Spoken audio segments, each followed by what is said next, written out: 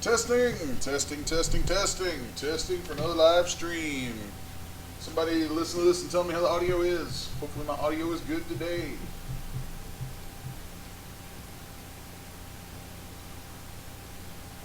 Hola, ¿qué pasa, señores and señoritas? Can you hear me?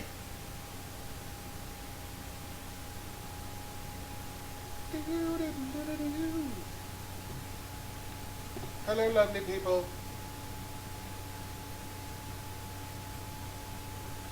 Doing a little quick sound check before we do this thing, because it's the thing. Where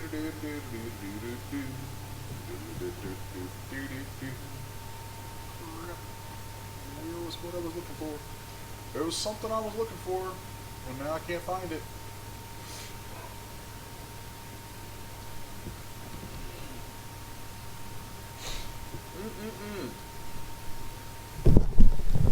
Someone said sounds distant. How about now? I'll throw the thing on my head. I hate wearing headsets, but y'all let me know how the sound is.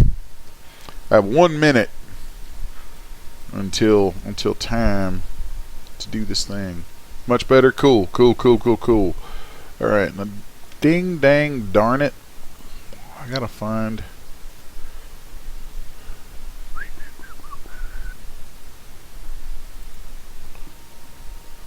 I'll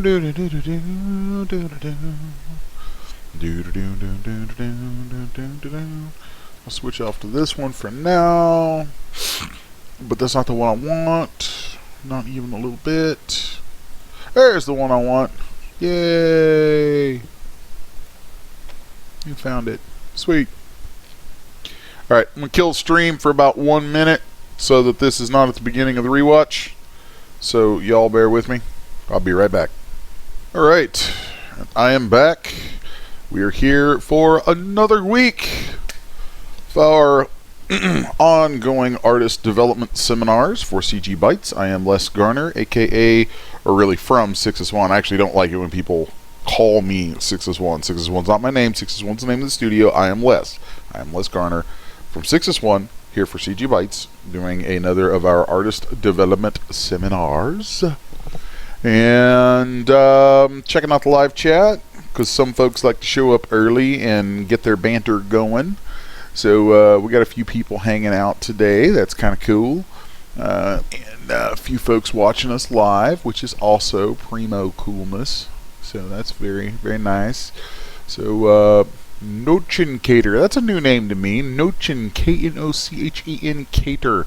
I have no idea what that is supposed to mean or what language it comes from, but it sounds neat and it's fun to say. So Nochencator, welcome to one of our little shindiggy-doos here. Let's see, we got Lobo 3433, Henrico Visor, Henrico. I always have to roll your R because that's just how we roll around here. So Henrico's here, of course. Loki and Terry. Cajun Beauty, I think I know who you are. I like Cajun stuff.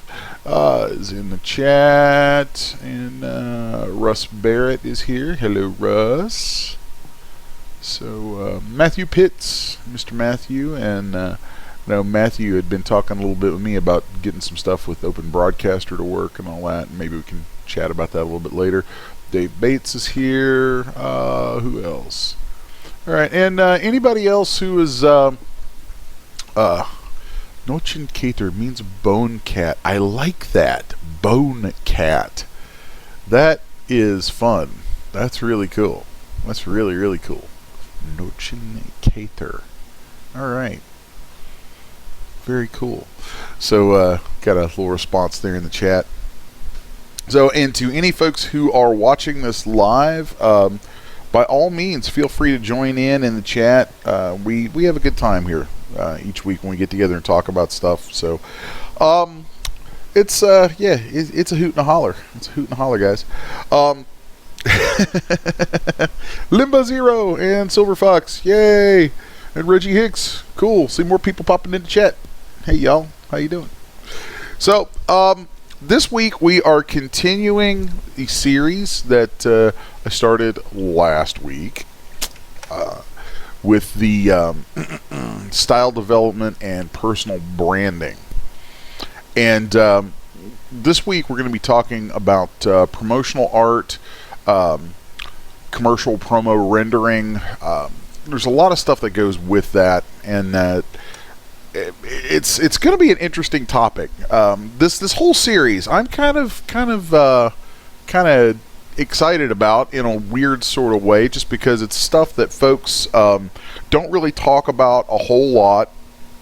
We're focusing a lot on more of the business side or elements of promotion. A lot of what we do in the business side of this 3D content market is promotion. Like, a ton of time is spent on promotion, social media, rendering, doing all this kind of stuff to get your stuff out there in front of those eyes of customers who, folks who are interested in the stuff and might buy it. That is such a huge thing. I mean, so much so that I actually just yesterday had a 2-hour meeting with a guy who I know is a marketing, he runs a marketing firm, and for my own products, my own store, my own brand, I'm actually at a point where I'm looking at bringing in a for real legit marketing firm to help do some things for me. And that's something that, it's been many years building up to that, but eventually that's, it's like when this is my living. This is most of what I do for a living, is this content stuff. And at this point, we're ready to kind of take that step into that world. But before you get to that level where you have, somebody professional coming in and looking at stuff and all that kind of silliness, which I actually on the surface probably isn't really going to make much of a big change for me in anything. It's really weird. It's really weird how that stuff works out. But before you ever get to that point, you're going to be doing the stuff probably on your own for a long time, like I have, and really trying to figure out how to navigate promoting and reaching people as best you can on your own, on a shoestring or zero budget. It's like I've said many times that I've built a business on a shoestring budget where the shoestring was basically a 1-inch thread.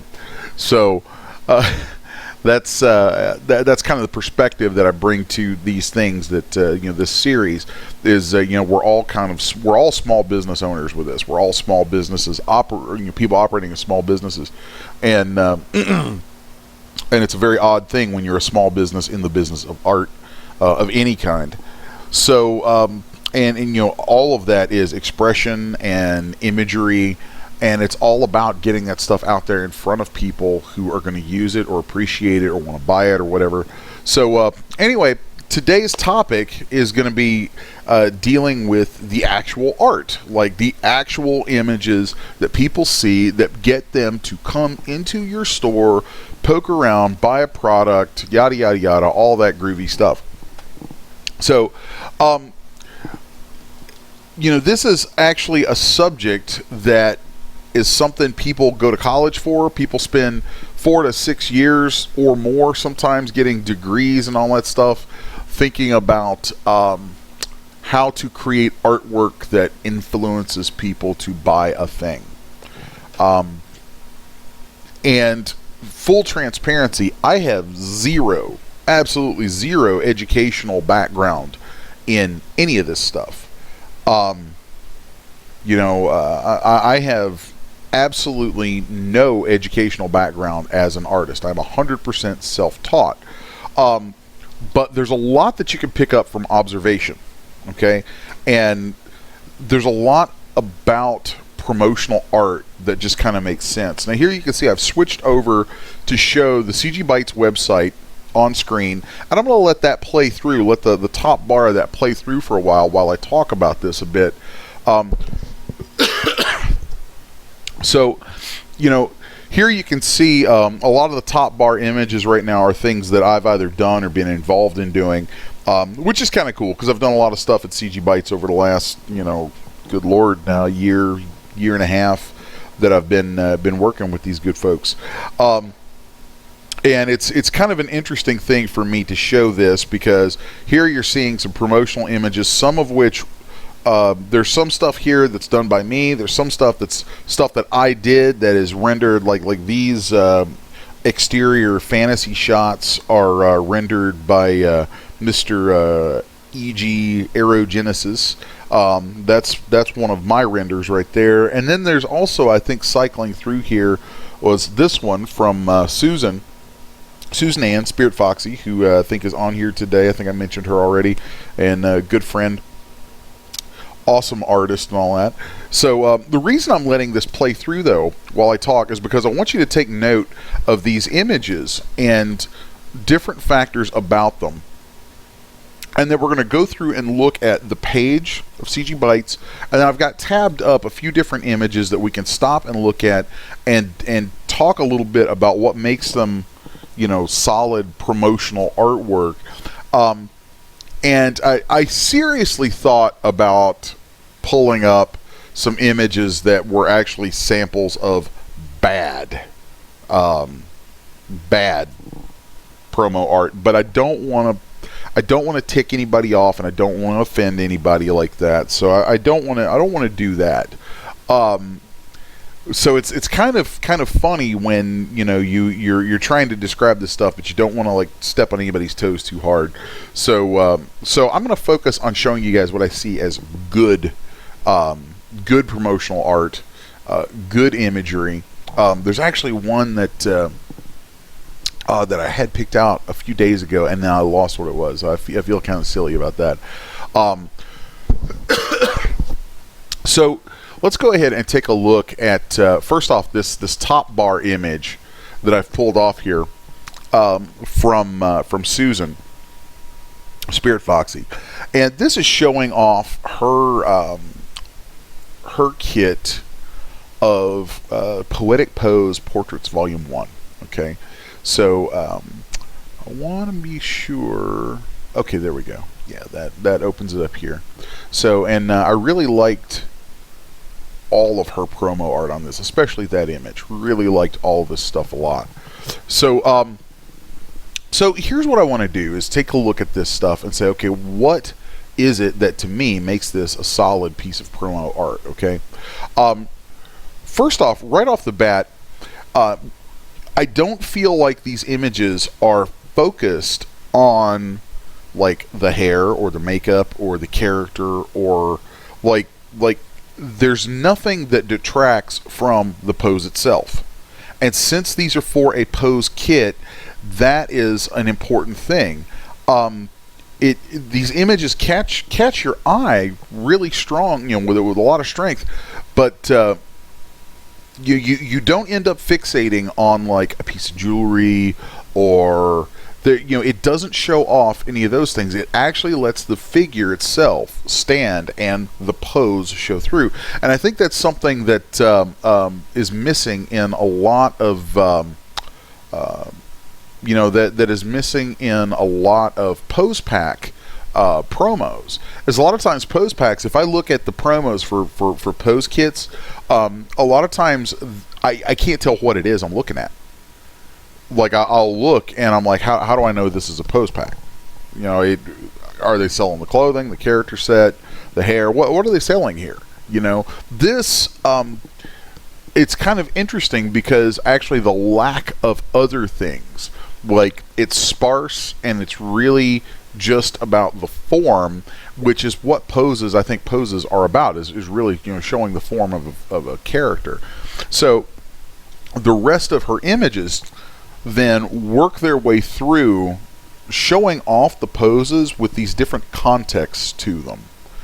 And I think this is a great way of demonstrating the usefulness in a pose pack. And so there's a number of things that I've made note of that I'm just going to pull up my notes over here that she manages to hit really well with this approach. So looking back at my own notes for what I wanted to go over today. Actually, let me finish walking through some of these images and kind of talk about them a little bit. So, for instance, here was her top bar image that she used that shows these four very different environments, and actually the disparity of what you see in those images. They're all so different. You don't see the same content from figure to figure. That helps evoke pose. But then it also shows, whatever this kit is, you're seeing it in these four different contexts. So you get a lot of these different things. Now, there's also aspects of the artwork itself that I really want to compliment and point out to you guys. The artwork itself is strong. It's like strong lighting. There's a lot of composition going on in each one of these. If you were to look at the there's a spiral sort of thing that you see sometimes in discussing composition. So like if I take let's just use the good old snippet tool here, right? And let's take this. Okay, if you were to look, your eye is being drawn in. You see how you get gradually more and more areas, more and more interest leading you in. The outer areas, there's not too much clutter out there. Everything kind of draws you into what you need to focus on, draws you into a character that's appealing. The composition itself is really solid portrait composition, which is absolutely perfect considering that it is a pose pack that focuses on being portrait themed.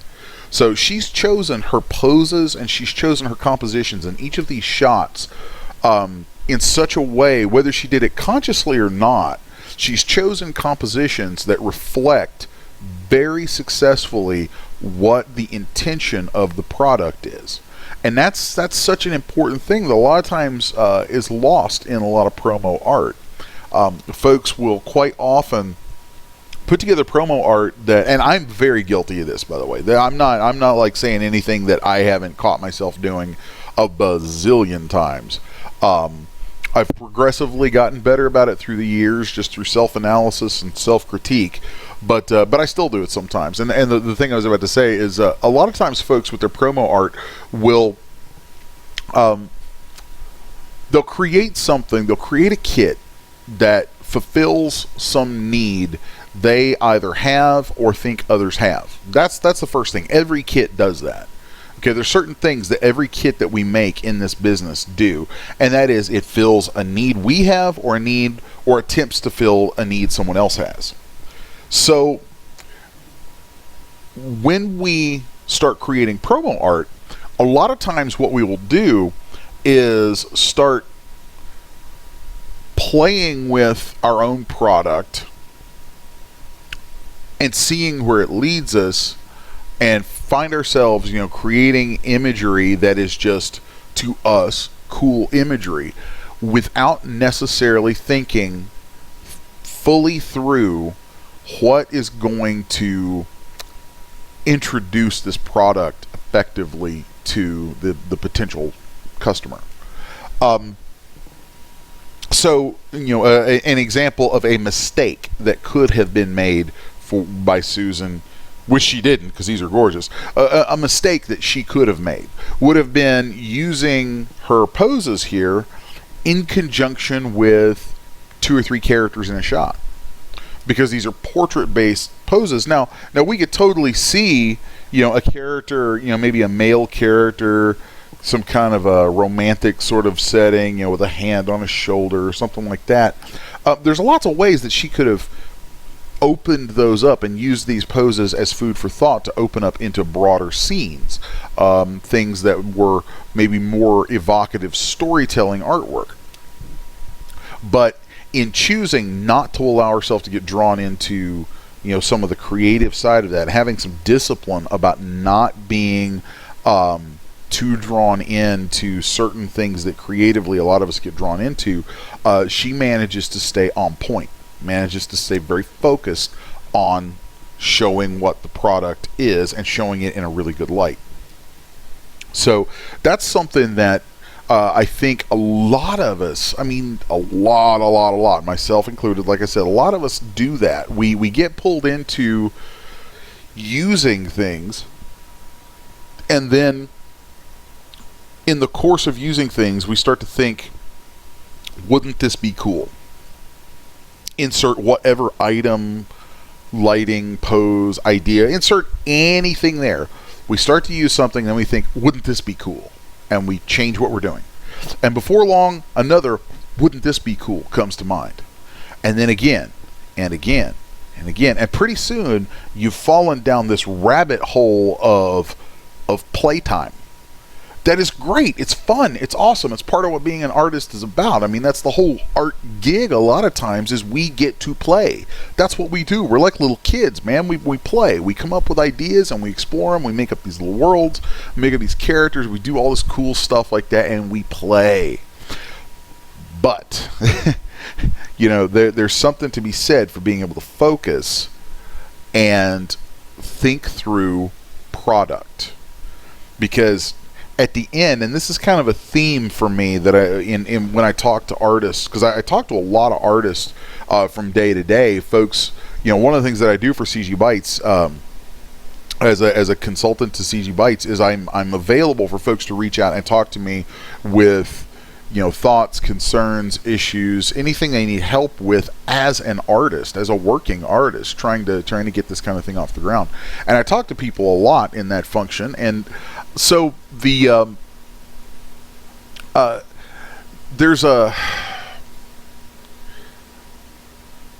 this funny dynamic that happens where if we don't learn, if we don't try to teach ourselves a certain kind of discipline over our imagination, over the desire to play,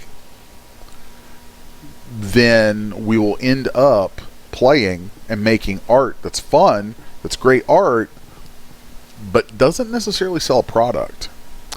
And at the end of the day, if like for me, where I do this for a living, like this is, like I said earlier, this is the lion's share of my income comes from making stuff like this. And if I want to keep that up, if I want to continue this cycle of being able to make cool stuff on a regular basis and pay my bills with it and all that stuff, and I want to play with the stuff, I still have to be able to stop and think about, how am I going to sell this? Because if you don't make the money from it, then it's not going to feed itself. Now, if it's something where you don't need to make the money from it and it's not there to feed itself and it's a whole other thing, that's great. That's fine. That's very cool. Even so, it's still really nice for something, even if it's just a hobby or a hobby revenue stream, a hobby business. Still, it's nice to be able to make that stuff into something that pays for itself. Because then you get to do more of it. So when thinking about the art, we have to think about that promotional aspect a little bit more. We have to think about focusing on displaying what the product actually is. So, and my first example here, Susan's pose pack does that really well. Now, I want to flip on through to some other things, some other images, as sort of a look at some of these other kits. Okay, here is let's see. Yeah, this is one of the Triplonia kits. And this is a great image. I think this one was done by Aerogenesis using the kit. And here you see all the stuff. You've got two characters. You're actually seeing, this is a great promo for an entire product line. And that's kind of another thing to think about is if you're producing content, which if you're here watching this, you either are or want to be. A lot of times, this is something that's been a very important thing for me through the years, is that I've oftentimes had ideas that were really bigger than one product, and I would do them as product lines. And CGBytes is very cool about this, about, you know, when people want to do this and when helping promote that and all that. And with them, I did, we've done Dark Void and we've done Triplonia. And this is an image from the series, from the Triplonia series, that is a great example of some really nice composition. First off, it's very cinematic. It's a completely different feel comparatively than what Susan had. This is a cinematic sort of piece that has a lot of story to it. And for something like Triplonia, that's very important, because with Triplonia, like whereas with Susan's product, you're looking at a product that is all about the pose. It's very targeted. It is a specific need being answered. With something like this Triplonia series, it's a different set of paradigms. It's a different set of ideas. With Triplonia, it's a large environment. It's a world. It's almost like game development, honestly. And when we were working on this, I actually worked with it with GJ, or I probably shouldn't say that. Oops. With Aerogenesis, worked with him on with him and the folks behind CGBytes, worked with them really closely on the whole Triplonia series, the concepts behind it, and it was very much like a game development sort of project, with the volume of stuff that we did on it and the nature of what's going on there. So that gets reflected in its promotional artwork by being very cinematic and having a lot of story going on. You can really imagine some sort of graphic novel or game or things like that from what you see there. So here, this piece was focused on, I believe this was on the warrior here. Which, did I pull her page up? I think I meant to, but I didn't. That's poopy. Anyway, what this is, the reason I brought this up as an example was just to show something that was a more cinematic storytelling sort of approach to promo artwork. Compositionally, it's nice because you've got these strong characters, your eyes drawn right to the characters. I think in the chat I noticed Terry had mentioned the rule of thirds, and this follows that pretty well. It's interesting too, thinking about compositional things like the rule of thirds and the spiral that I showed earlier. There are aspects of composition that can play into your images that will help make your images stronger. Things like avoid parallels. You would not want to have in an image like this. You would not want to have too many things breaking it up into parallels. You don't want it to be completely even. You want it to be offset. See how this stuff is set off to the side, and then you have different elements that help draw you into it, even just in their relationship to each other in the shot. The way these things all pull you in drives your eye forward through the scene. So it's also an interesting little technique here too, is that you actually get a good look at a lot of different pieces of these kits by virtue of that composition. Because if your eye is drawn in, to here, then it has to pass by all of this, and as it does, you pick up on all these little elements along the way. And I really like this image as an example of promotional artwork because it showcases in a way how you can actually show a customer a ton of different stuff while still really only showing them one thing. So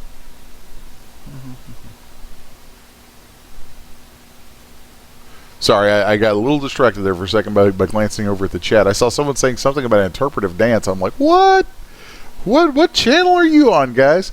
So anyway, this image is a great example of the kind of promotional artwork where you're showing off a lot of different things. There's actually a lot of different kits represented in this because we did a ton of different prop sets, things like that in the Triplonia series. And, shameless plug for CGBytes, go look up the Triplonia stuff. If you don't have those, I highly encourage you to check them out because they're cool. They're also for both Poser and DAS Studio, so that was kind of cool.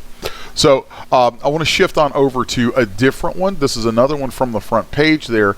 This is showing off an official 6S1 product. This is my Kuketsu Hinchi. And it's one of my monsters. It's like kind of my hallmark thing has always been, big crazy monsters, especially monsters that you can't necessarily make from a human figure, things that really need to be standalone on their own. So with this is an image that when I started putting these together, I wasn't really sure where I was headed with it, and I did some funky things in this to get the end image. There is a little bit of ZBrush work here in that I used a plane on the ground that I just sculpted some quick ripples into, and then I sculpted up some, or maybe used a downloaded insert brush, I'm not sure, but of some splashes and shoved those in. So I kind of finessed the scene a little bit just to add some mood to it. But really, even with the water there, the water just kind of adds a little bit of mood and movement. And the background is actually blurred quite a bit just from depth of field, so that we're using that depth of field and composition to draw your eye in to this. You know, I don't think there's any doubt that when you see this image, your eye immediately goes here, followed by here. And you immediately get this picture of, bam, here's this creature. You know, there it is. Here is a great compositional device. I mean, I sound like I'm kind of patting myself on the back, and I don't mean to be, because I'm sure, you know, I don't know, that always seems weird to me. But, you know, here you can see these compositional devices, the way the legs were used, all this kind of stuff. And even though this guy right here is in the background, still the thrust of his movement, the thrust of this guy's movement, they all play into driving your eye to the point that you want to be looking at.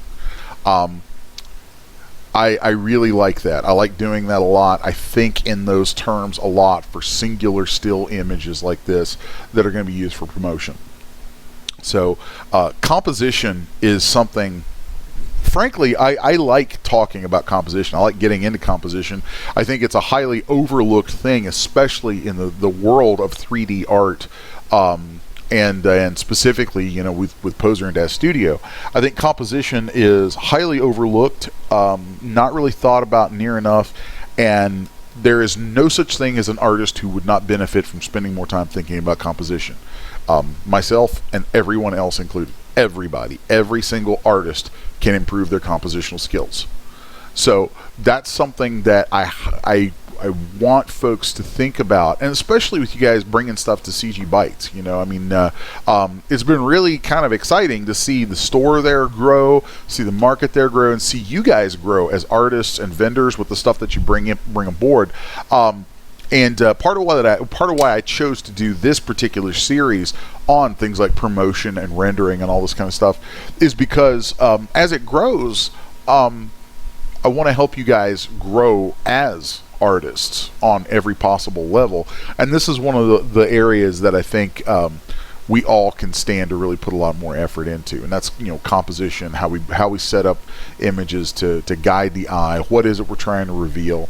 So this one is another one that has, like, it's almost like this kind of bridges between a certain kind of concept that was in my first example from Susan, and then my second example from EG, where the first one was there's really no story involved at all. It was just prettiness that shows off what it is. And then the other one was kind of all story that shows off a ton of different things. This one has a singular product. Okay, we're only showing one product. It's one thing and one thing only. But I'm doing it in a context that gives you some suggestion. And this is another point that I want to bring up. A lot of times, and this is something that I've kind of learned through the years just from talking to customers, and I think is an important thing to keep in mind. A lot of customers, I would say the vast majority, are hobbyists. A lot of the folks using Poser or Daz are hobbyists. A lot of them are doing this simply for fun.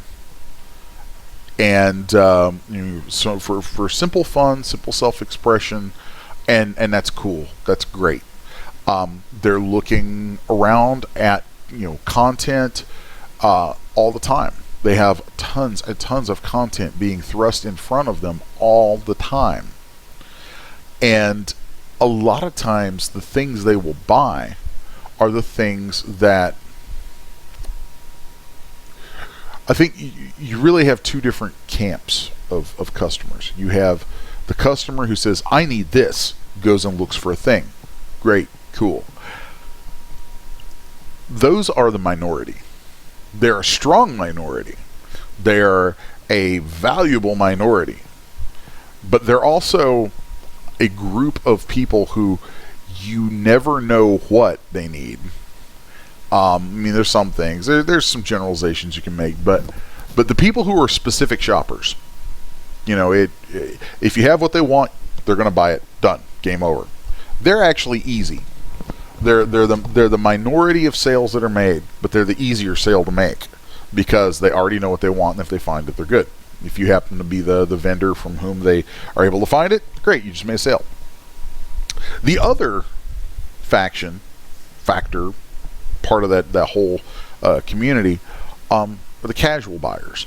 Casual buyers make up the vast majority of this. And the casual buyer typically is somebody who has some time, they've got some time to play around with their hobby, or maybe, they just want to do something. It's something that they do for fun. And so they're shopping, they're looking around at stuff, and what are they looking for? They're looking for stuff that's going to make them want to go render an image. Period. That is it. That is the goal. They're looking for something that's going to make them either feel something or reflect something they feel or inspires their imagination to want to make something. So that kind of tends to be where I, as a professional with this, have always focused, because for me, creatively, I tend to build worlds. I'm very much a world builder. I'm very much a storyteller, and I like to build these worlds. And so that piece of the market, those people who are looking for a new place to go play, that's really the area that I focus on. And of course, that's a huge market, and within that you have the people who want to go play with sci-fi. They want to play with fantasy. They want to go play with horror or fashion even, or whatever the case, or tunes, or whatever the case may be. So within that you get into discussions of genre, and we're going to talk about some of that stuff here shortly, because that all actually plays a big role in how you do your content, your promo images for your content. So since I tend towards, I go back and forth between fantasy, sci-fi, and horror pretty much. Those are like my three things. Every once in a while I step outside of those to some degree or another. Most of the time I'm combining the three of them in some way. And because of that, though, because these are all very storytelling oriented genres, I want to hook them with images that make them go, oh dude, that's cool, or man, my guy would totally, my D&D character would totally, fight that thing on a cliff somewhere with a Balrog off in the distance or whatever. Whatever the kind of thing that makes their imagination just go nuts, and an image like this one that I'm kind of dissecting right now is really designed to sort of skirt this weird edge where I don't give them so much environment and so much context that I'm telling a story for them, but I give them just enough that here's this ominous creature with a hint of an environment, a little something, just enough to hopefully get their brain ticking. And once they have that, then you've encouraged them to play. Think of it like we're playing together. Think of it like kids with toys, and we are the toy makers. Okay, we make the toys, and then we have to show the kids games to play. And once we show them the game to play, if we make that game inviting, they'll come play, and they'll come play quite often. And for me, they've been playing with my stuff for a long time, and it kind of works out that way. It's a nice way to think about it. I also find that thinking about this stuff that way helps keep it fresh. It helps keep it something where you're excited to keep dreaming up new and interesting ideas, whether it's, for me, creatures or costumes, character designs, scenes, whatever.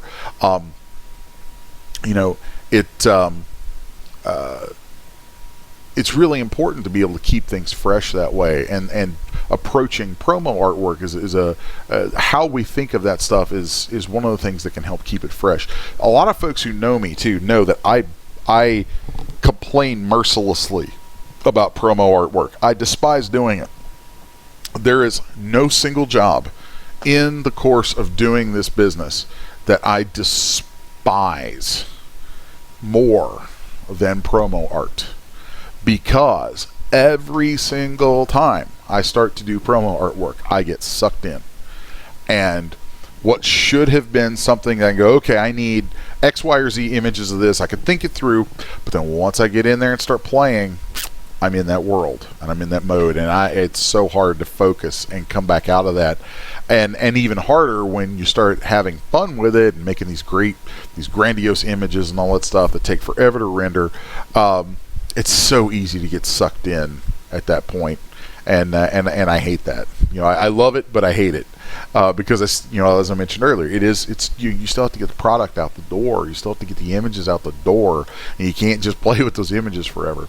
So anyway, that was a quick dissection of this piece, and then if we go on and look at like the store page for that particular piece, here you can see. So if on the opening page of CGBytes, if this were the big banner image that got ran for this, boom, you've got the big guy there, and then we go to his page and we're getting closer, and we continue that artistic theme. It's like things that use depth of field, they reach forward and pull you into the image.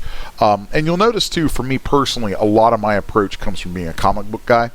Huge comic book fan, been a comic book artist since I was a teenager, done a lot of professional stuff with that, and still do.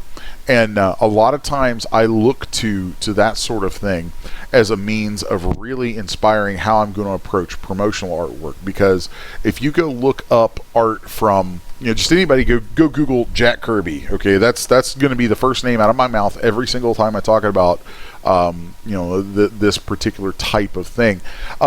Go Google Jack Kirby, John Buscema, Neil Adams, any of these guys, and look at the way they render the figure. But then beyond that, squint your eyes and look at the shapes in any image they make. Those shapes are probably reaching forward. If they don't actually break the edge of the panel, they're at least probably reaching forward and dragging you, kicking and screaming, into that world. And that's something that I think is really important. I use deep perspectives. I will squeeze, it's called a rack focus. I will squeeze my camera quite a bit and really create that sense of depth and that epic sort of feeling that drags you into the image whenever I can. So just moving forward through this stuff here, you can see I had the main image there, and then for the others, we've gone to this sort of widescreen cinematic sort of composition, and just kind of keep that whole feeling going. And here I've used the same environment because I didn't want to deviate too much. I really like the idea of just showing this guy in a very simple, very natural sort of environment, almost kind of a National Geographic sort of thing. Like, hey, here's a big demonic creature, as if we were filming him for a documentary or something. So I feel like that sort of thing was also kind of a nice neutral way to portray a character, to portray a concept, and something that it's like I wanted to show the character in a way that says this guy is formidable, he's scary, he's all this, but doesn't give more context. Like, I totally have an entire backstory in mind for this guy. I totally have a ton of stuff in mind that I could write out and tell you about and all this kind of stuff for that, but I try not to give it necessarily. I'll give hints, just enough food for thought to hopefully inspire people into the into the product itself. And what's interesting too is this version, this is the Daz Studio version of this creature, and I just happened to scroll down and notice that we have a link here to the original Poser version that's from a few years back. And I'm going to use my own example as an example of horrible promo artwork, okay? And this is just god-awful promo artwork. It really kills me. This is from, wow, all the way back to 2009. Good grief. So just comparatively, looking at how I've grown through the years as an artist, thinking about promos and all that kind of stuff, here I was taking what I call the catalog approach. I was like, well, I just want to show the creature. And I can remember my thought process at the time is I just want to show the creature. I don't want to influence them any more than I have to. Just show the creature. This is far more effective. Also, it's newer technology, better rendering, all kinds of stuff. There's a lot of things that are improvements that have been made. But just as art, it's better because even though this also doesn't give you doesn't say this is what this creature is and put you in a position where a lot of people, when you do that, they feel like, oh, well, I'm supposed to use this like that, and then they actually feel bound to your idea. You don't want that. You want them to be able to feel like they can take your toys and go play with them however they like. This new version does that, whereas the old stuff also does that, but the new version does it with some environment and some mood and things like that. So it's far more successful. So I can totally reach back through the years and pick on myself mercilessly with my own bad promo artwork, because God knows I have been guilty of doing some horrible promo artwork. In fact, if you go back and you look at my old catalog, there's a lot of stuff in it that I'm very proud of the products, and I absolutely could just... There's actually a lot of stuff that's not even in circulation anymore because I look back and I hate the promo artwork so much that I just pull it. I just don't even want to see it out there anymore. And I promise myself that I'll go back and update the promo artwork at some point, and then I never do. So it's kind of funny, kind of goofy how that stuff happens. So let's move on over and talk about some of these other examples that I've got up here. I'm going to hit these pretty quickly. Here is another look at a piece from the Triplonia series, showing off more of the stuff. This is a great, another great image that actually takes the focus away from characters at all, because obviously there are no characters in it, and just really shows you all the stuff in the shot, and it's kind of a showroom type image. All right. And then the last one that I really wanted to show was actually for a recent freebie, was for the DD being me, abbreviating for Daisy Duke, because they're kind of Daisy Duke inspired shorts. And this is a great example of just really simplistic, straight to the point sort of promo artwork for clothing. Okay, we've got. There's also some interesting things that I take into consideration here, like I'm not, what's the way to say this without sounding rude? I'm not a fan of selling sex, but I do like things that are sexy. So sometimes, like a shot like this, you've got a nice midriff, you've got some of this kind of stuff, and again, going back to my first example, Susan's stuff actually has some real sexiness in it without being necessarily like tawdry or anything. It's got a lot of taste to it. This is very catalog-ish in a way. This almost reminds me of, I think back when I do a lot of promotional artwork, I think back to looking through like Sears catalogs when I was a kid. There's a lot of imagery from that. There's a funny thing that I used to do as an artist as a kid is I would sit and use Sears catalogs as reference for drawing people and drawing clothing. And I think back to the kind of imagery that I saw in those, and a lot of times that's something that kind of informs my decisions when I'm doing images for like clothing or character sets, things like that. And so here, this is the nice thing about that is when you're going to focus on a single piece of clothing, it defines your composition for you. Like, it's very easy to do that. And the nice thing about that is that since a lot of, like, there's actually a real argument to be made for folks making clothing to make individual pieces of clothing and maybe not the giant full head-to-toe kits like I tend to do. I have a bad habit of actually just biting off way more than I should with a kit and investing myself way too deeply in a head-to-toe concept when really the end user maybe would only want the boots from it, you know. I tend to do that and then bundle those things up, like sell those as one big kit rather than break them up into separate little kits. That's kind of my thing. I like big, full, finished, epic pieces, but there's something to be said for selling individual kits, individual pieces instead of giant kits. And this is, in these freebies that I've done for you guys, attending the seminars and all stuff, and then we put out at CGBytes semi-regularly. These freebies tend to be things that are focused. We'll have, like with the Dark Void series, we did, 1 week we had a helmet, we had a bodysuit, we had a ghillie suit, we had all these kind of things that kind of all played together and created a series of individual pieces that gave you one unified look in the end. That's actually not a bad thing to do as a strategy. Selling content is to do that, piece by piece, the a la carte method, where maybe you have a full concept and the full concept becomes a line, and then you a la carte the line into a series of products. It actually makes a lot of sense, especially if you're relatively new to this, because in doing that you end up turning what could be a really big project into more bite-sized pieces. You give yourself some satisfaction from, oh, I got the boots done, I'll put those out. Oh, I got the pants done now, I'll put those out. You give yourself some nice, quicker feedback that way, and you get a steady stream. There's a lot of benefits to doing things that way. And so, all that said, if you are looking at doing things in that way, then this is a good example of the approach that I took on, or the approach that I like to take on those kind of targeted kits. So like here you see, we're pulling back a little bit, and you see a piece from another kit, kind of eking its way in. You get a little more context. And again here, but we're still just showing off the product, working our way around it.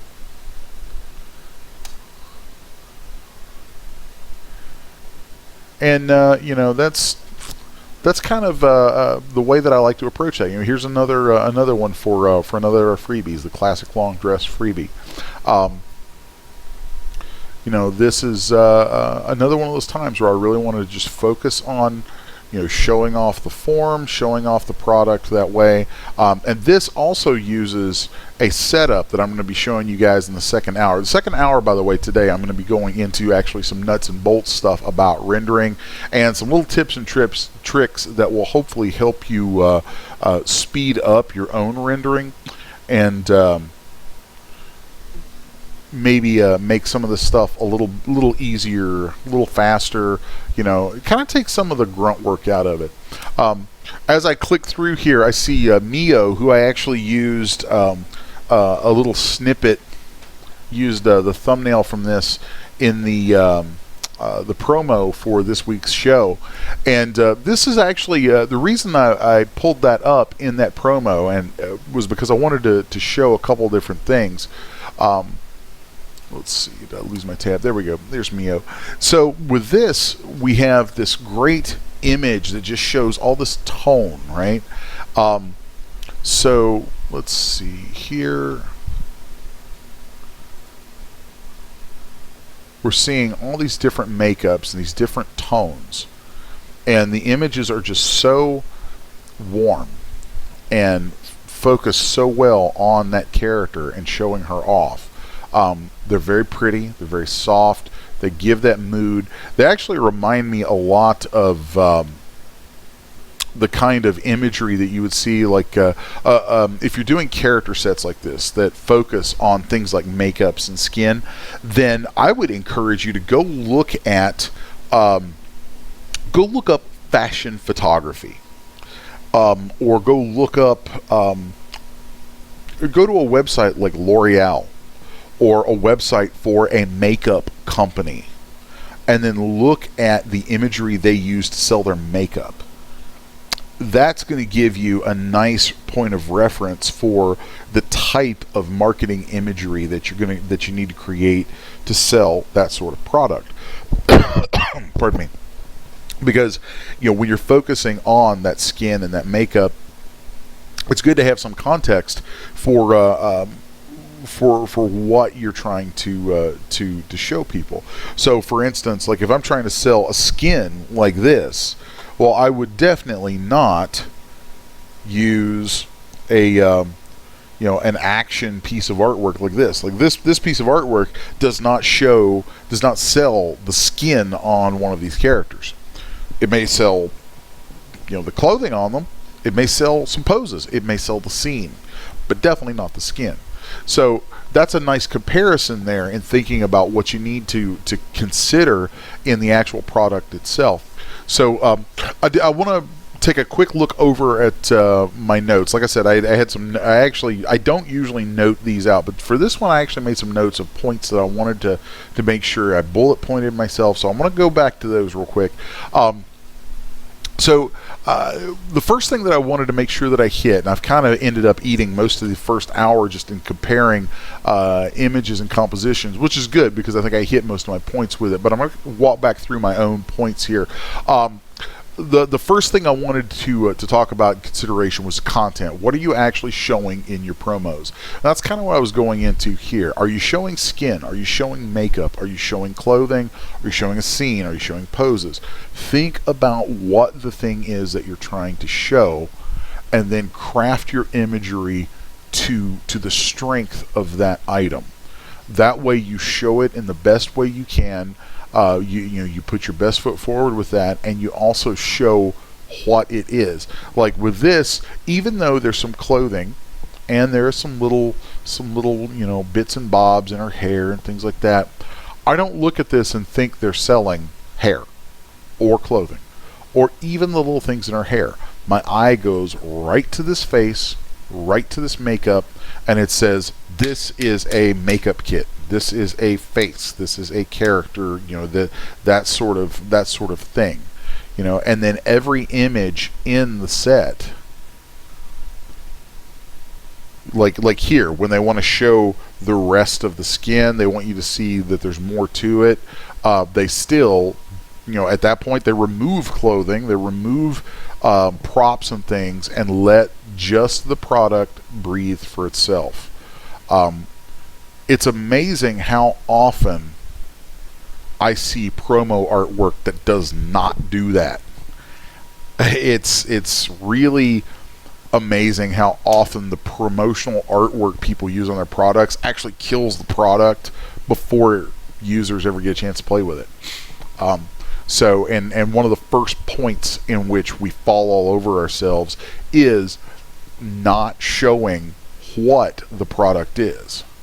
So that's the first thing that I wanted to really hit on there.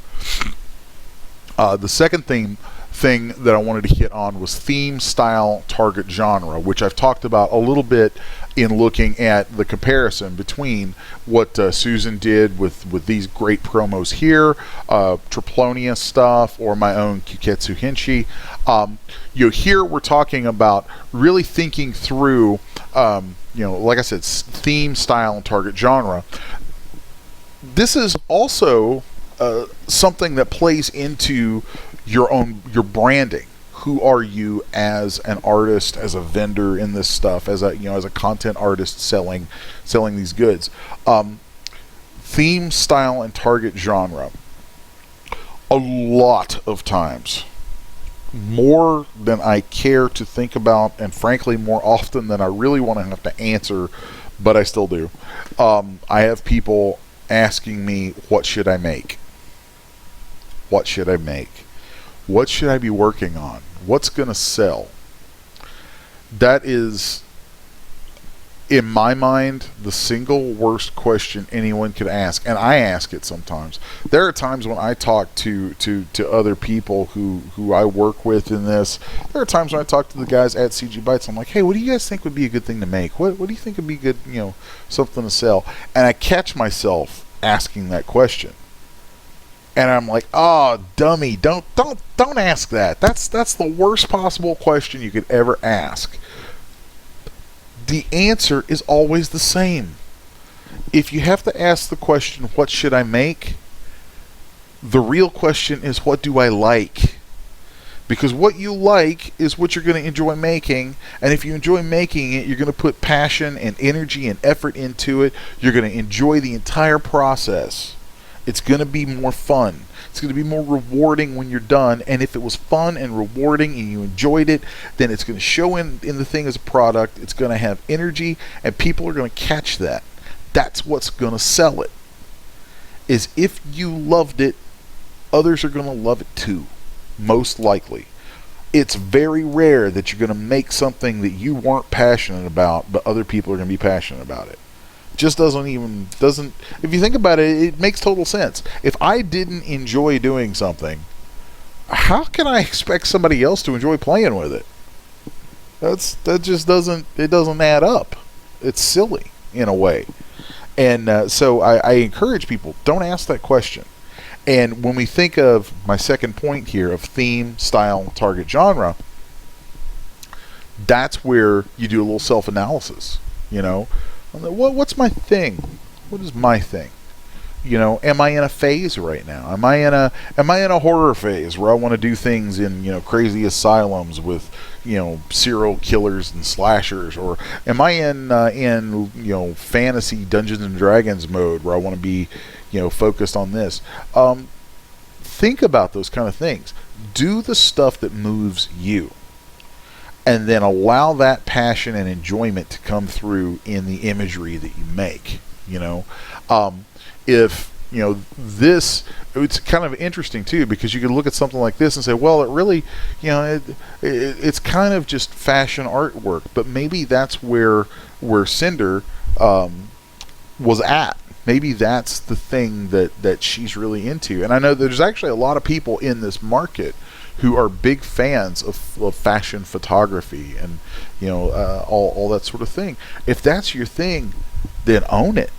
Own it. Show it. Like this image right here. This is such a great image because it looks like it could have came right off the cover of a fashion magazine.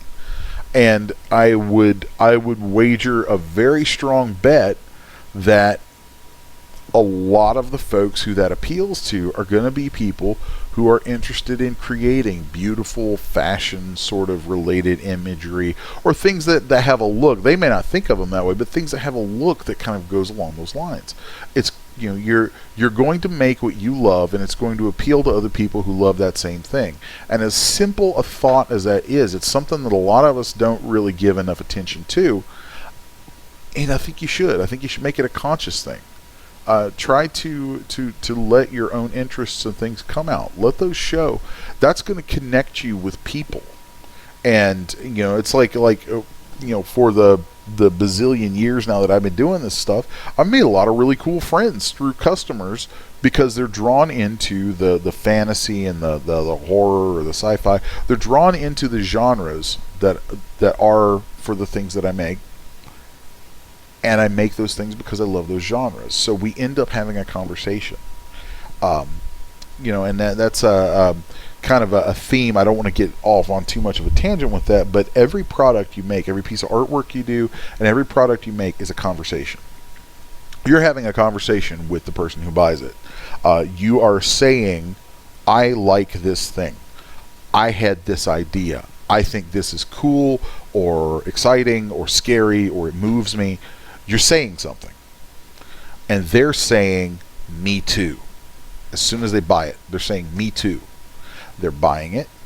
And then they're saying, me too. And then I think this when they make a piece of artwork.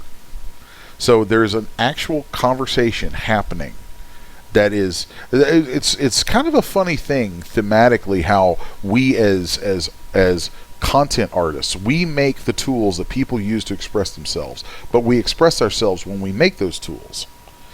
Therein lies this interesting conversation. And if you make sure in the course of that conversation you're speaking the right language, this image of Mio is speaking the right language for the people who want to have that conversation. What Susan made here is speaking the right language for the people who want to have that conversation. What I did here with Kuketsu is speaking the language for the people who want to have that conversation. It's almost goofy to hear myself say something like that, but that's really kind of how I like to approach promotional artwork. What is the conversation I want to have with this product? Who am I talking to here? Who's going to talk back?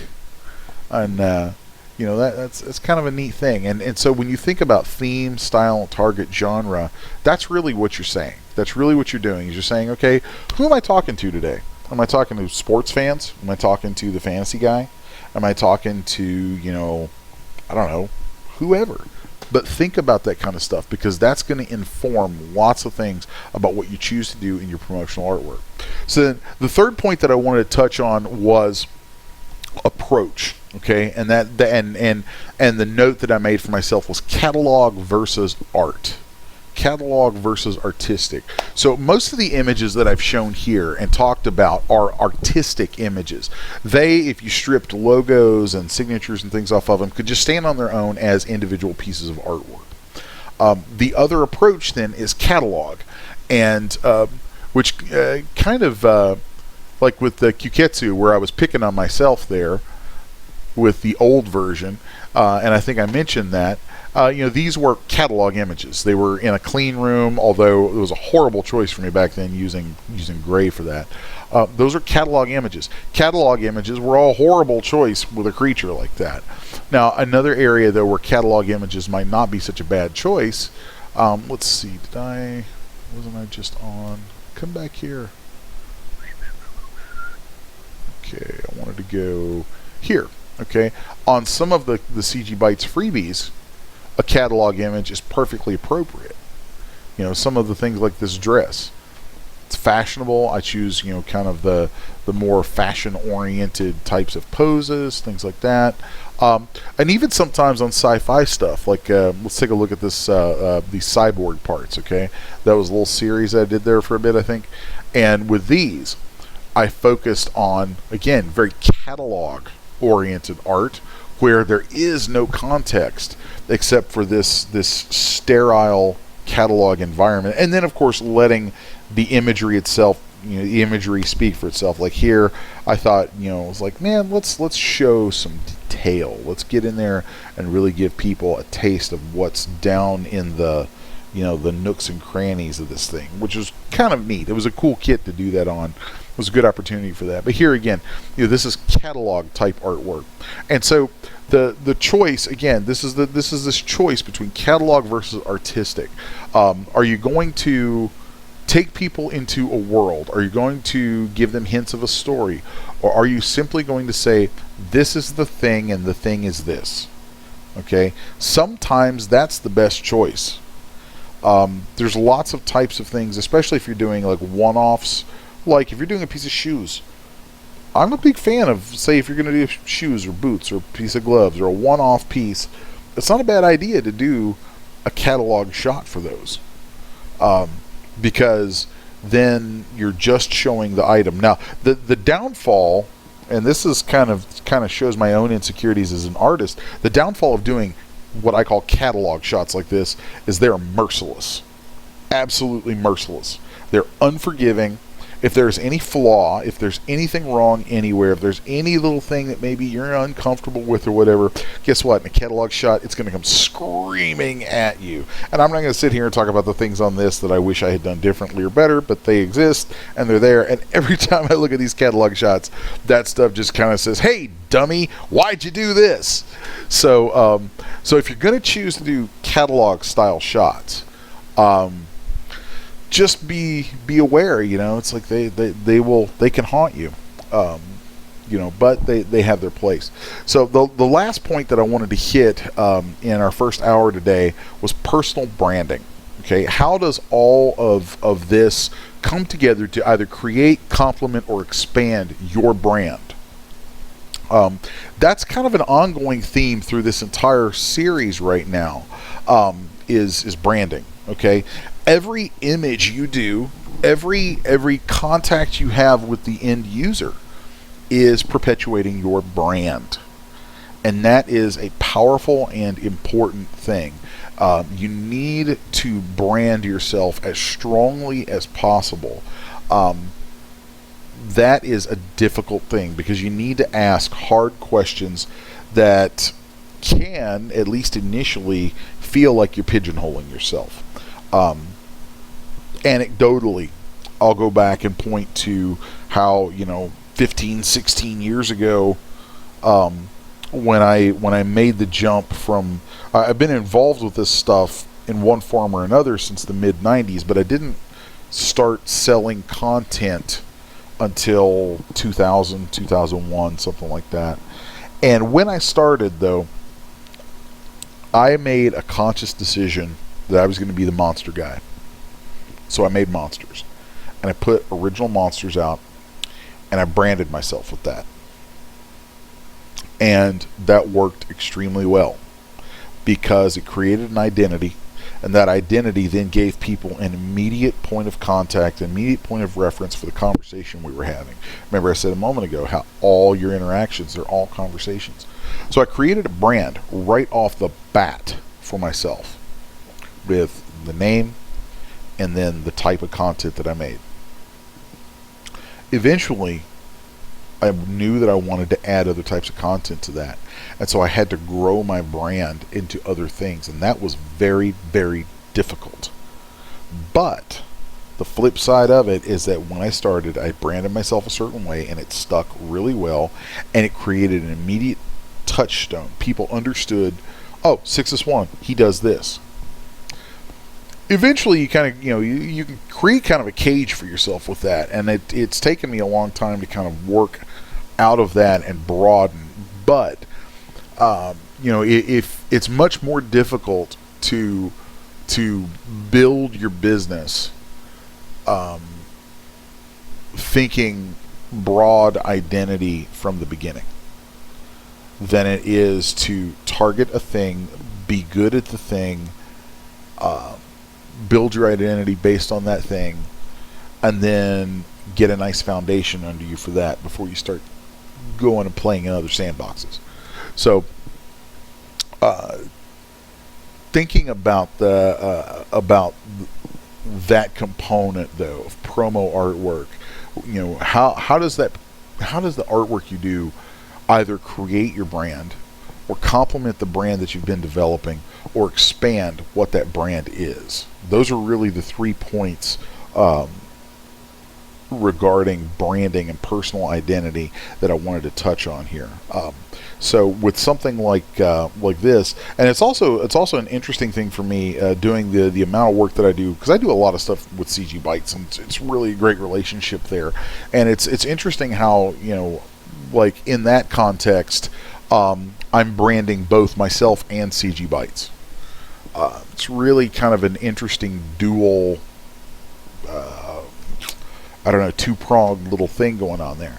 So, CGBytes, as a company, I feel, wants to be known as a place of producing, or sharing quality, selling quality, interesting, fun, just cool stuff. So I try to provide for them, the most interesting and cool out there kind of stuff sometimes, like this kit that's on screen right now. And in doing that, it helps create branding for CGBytes as a place that offers really cool stuff, and it helps perpetuate, my brand as 6S1 of being, a provider of really interesting, imaginative stuff, whether it's creatures or sci-fi stuff or whatever, things like that. So, point being, though, you want to be able to, you need to kind of know yourself. You need to sort of, figure out, okay, this is what I want to do as an artist. If you want to be the Frank Frazetta of 3D, then by God, make sure that you put everything out there that says I am the Frank Frazetta of 3D as hard as you can. Make that a key component of every visual conversation you have in the course of your promo artwork, and really know yourself and focus on that identity. Focus on building that. your business will become stronger for it. And that will then enable you to be able to afford the time it takes to do more artwork.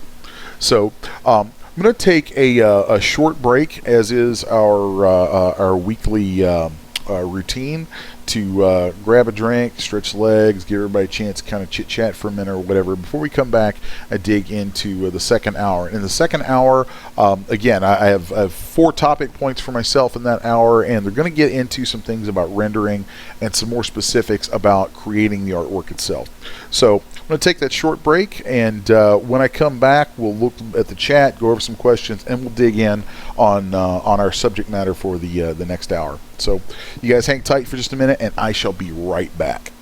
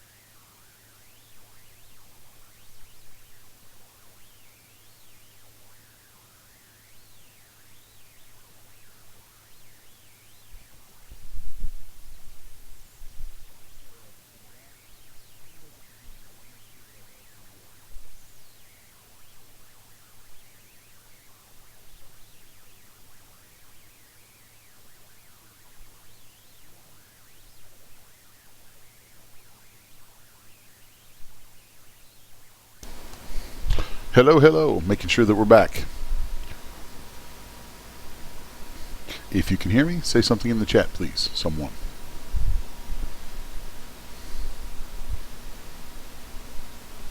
Hello?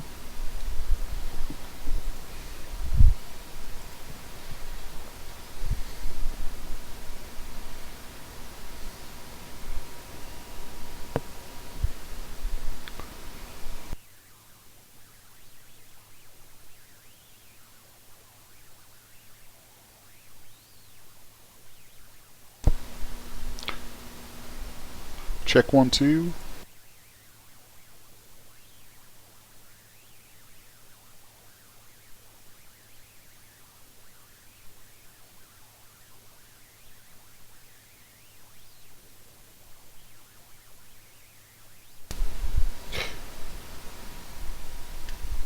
Hello, hello.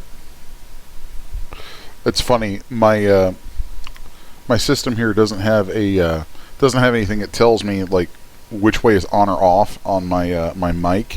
There's just a switch. Sure, which is which. So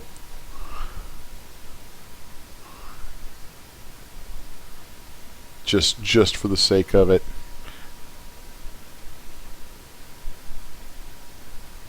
Let's see.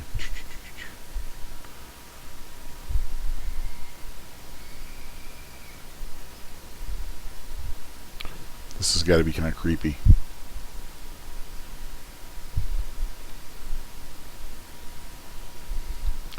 Check, check. Hello? If you can hear me while I write that, say yes.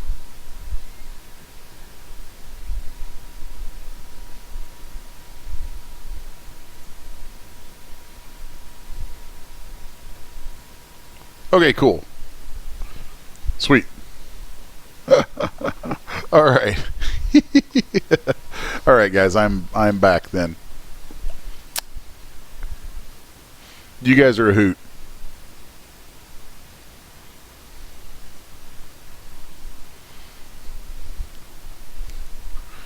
Russ, no habla español. I do not speak Spanish. Though я знаю по-русски язык. You guys are funny. You guys are funny. All right, so looks like everything is working. I'm back from my short break. I have my lovely glass of tea because it's a warm day here. It's actually incredibly beautiful outside today. It's really nice. One of the good days to be in Cincinnati, Ohio, armpit of the universe. Yes.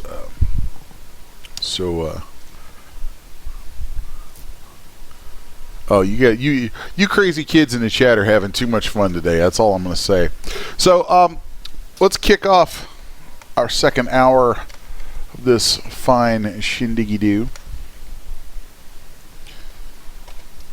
And let's see. I want to pull up. I do believe. I hope. I'm going to look around here. I should have somewhere nearby my a scene saved for. Oh yes, cool. That I used for doing those shorts promos I was talking about.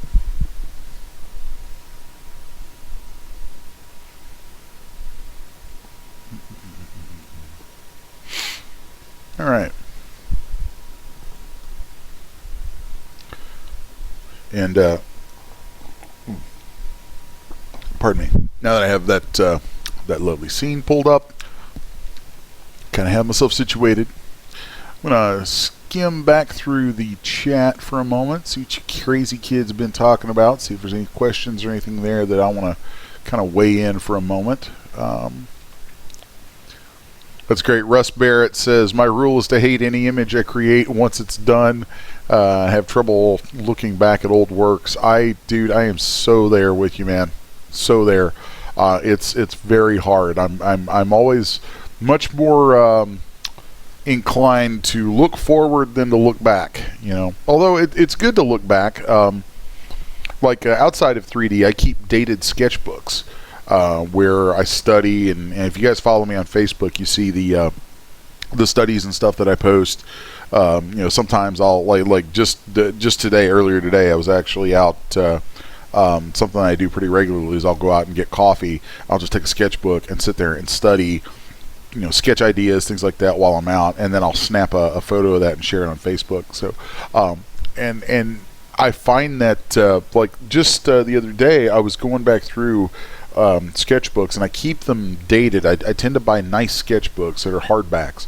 I keep them dated, and then they all go on a shelf so that I can actually go back and catalog my development as an artist through the years. And while I don't have all the sketchbooks I've ever had, I wish I did. Some of them have gotten lost or ruined along the way. I do still have some that go as far back as when I was 18 years old.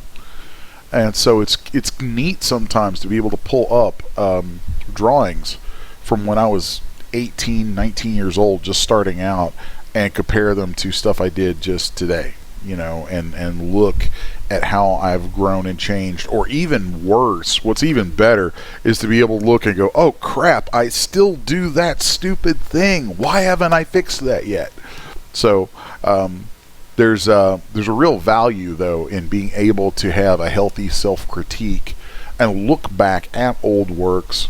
It's also kind of cool to be able to look back at old works and every once in a while go, that wasn't half bad. I didn't do half bad there. It's good to be able to do that, and I think over time there's a skill you sort of develop in figuring out how to divorce yourself enough from your own work to be able to look back at it both critically and yet without utter self-flagellation. Because it's very easy to just look, oh, I make crap, all my stuff is garbage. Or it's very easy to go the other way and go, oh my god, this is the greatest thing ever, and blah blah blah blah blah. It's there's this weird dance of of ego that happens as an artist that is a difficult thing to navigate sometimes, because I think we all tend to go back and forth, between moments of really being proud of ourselves and feeling like we did something great, and then looking back at things and going, wow, that was really garbage. What was I thinking? So it's kind of an interesting thing. It's kind of a cool thing, something that deserves some thought. Reggie Hicks says, "I'm a bigger than life kind of artist." That's great. Artists, Enrico, our great artists usually hate their own work. Yeah, it happens. Let's see. I have a hard time being satisfied with my art, says Cajun Beauty. I always want to learn to do better. Now that's a key thing right there. Always learning, always wanting to learn to do better. That's kind of the thing for me is I know I will never be the artist I want to be. I know that. I know that it's an unattainable goal. But I also know that the work involved kind of provides its own reward, because as long as I keep shooting for that unattainable goal, I'll keep landing somewhere further down the field. I'll keep landing somewhere a little closer to that goal. I mean, it's in a way it's almost frustrating, because you can feel like, oh, no matter what, it always gets moved further away, but that's okay, because the point is not getting to it. The point is, as cliched and kitsch as it sounds, the point is not the goal. The point is the process to getting the goal, or the attempt. So I would encourage everyone to try and think about that. Think about the process, think about the journey, think about how you're going to get better along the way. That's it's funny too, because a lot of you guys, sometimes I bring these anecdotal things in from stuff that I do outside of art. One of the things that's a really big factor in my life is martial arts, and something that you hear that we say where I train all the time is good is the enemy of great. If you think you're good, you'll probably never be great. And I love that. If you think you're good, you're never going to be great, because you're satisfied. You should never be satisfied. When I was younger, I used to say a lot that probably the worst thing in the world I could ever find is satisfaction. Because if I'm satisfied, I'm going to become complacent. I'm not going to keep struggling. I'm not going to keep fighting and working forward and getting better and doing all that kind of stuff. So, a moment of satisfaction here and there, a little taste of it is kind of cool. But you don't ever want to be truly satisfied. I'd rather never be satisfied. I always want to have that hunger in my belly to get better, to grow, to be stronger, to be making better images, more evocative artwork, cooler stuff all the time. So always shoot for that. Let's see. Russ.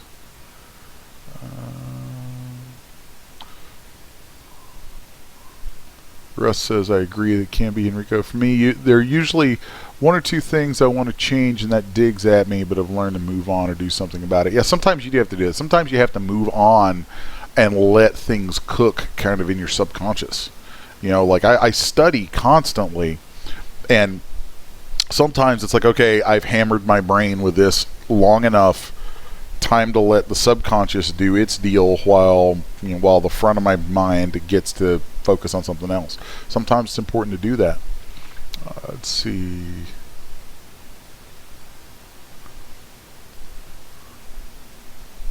Enrico says, sometimes you have to stand back and accept there will always be artists better than yourself. Yes.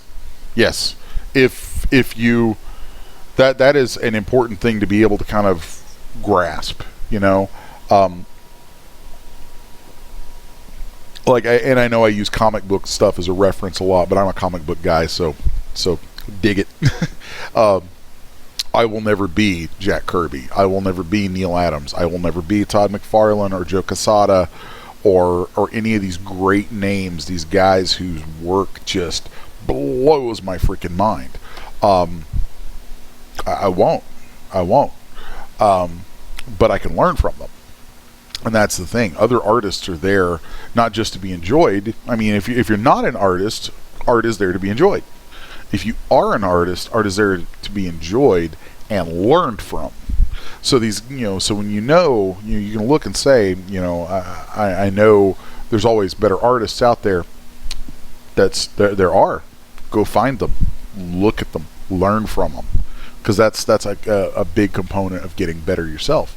And so I'm always kind of conscious of that. Let's see. Cajun Beauty says, what really gets me is their new stuff I want to do, it's scenes I want to create, but there can be one or two things I don't know how to do that's needed to just make it rock. Those are great moments, though.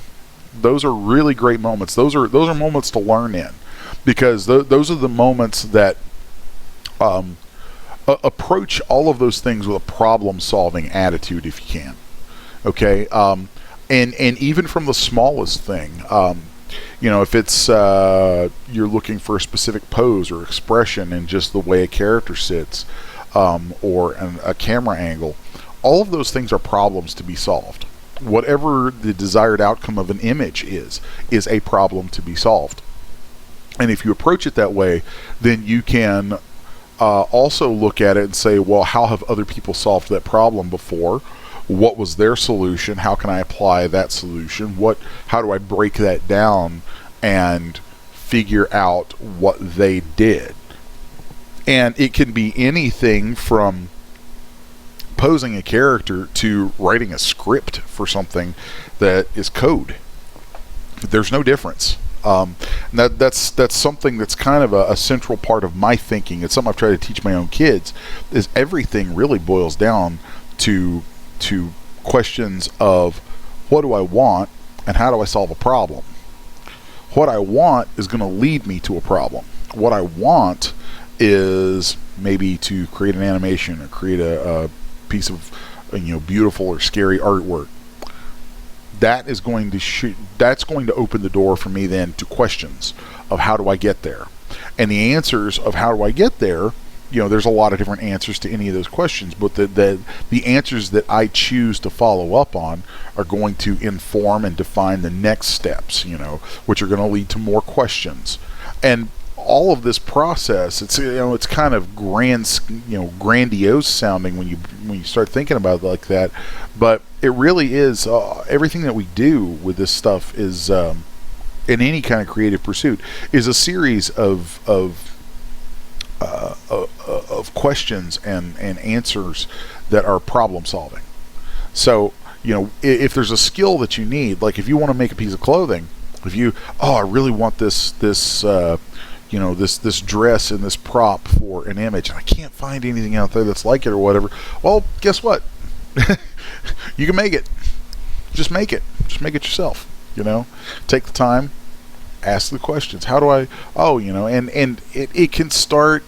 Like a lot of times, people. The beauty of experience is experience gives you more informed questions. That's what experience does. Experience gives you the ability to ask very specific questions. So like after 23, 24 years now as an artist, when I look at a problem, I'm able, because of experience, to ask oftentimes a very targeted question that's going to get me exactly the answer I need.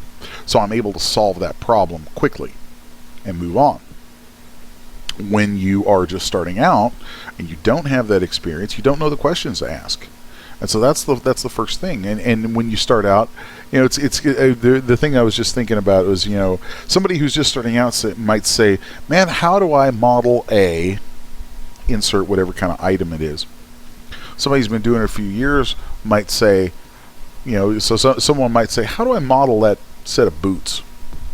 Somebody who's been doing it for a while might say, how do I model this part of a set of boots? Or how do I use this tool to do this job on that set of boots? Somebody else further down the line might say, how do I render that set of boots that I modeled? You know, you see how, just as an example there, each of those things opens up a new door to a new set of questions, which are a new set of problems to be solved. And as you solve them, that's what builds your skill set. Your skills get greater, you become more experienced, and your questions start to become tighter and tighter and more focused and more focused. And that's, you know, that's a process. And it's kind of a cool thing to break down and think of that way. Pardon me. Let's see. So, skimming back through the chat a little bit more.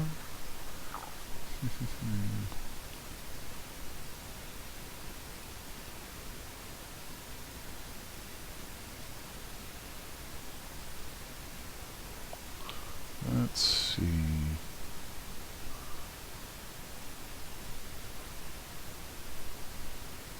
All right. Well, I think that kind of hits a few different ideas there. Let's see.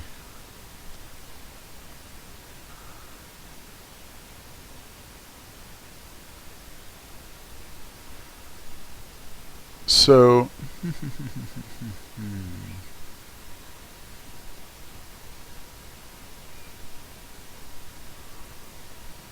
All right, so I want to move on then to some of my points for hour 2. We got about half an hour left in things, which actually a lot of the stuff that I was just talking about answers my first point, which was where we go with the decisions and observations from above. You know, a lot of that is we've been covering. So let's see.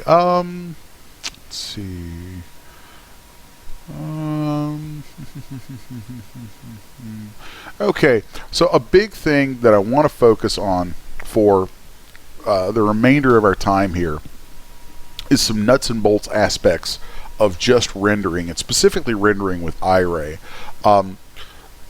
It is a sad fact that we have to live through render time. Yay.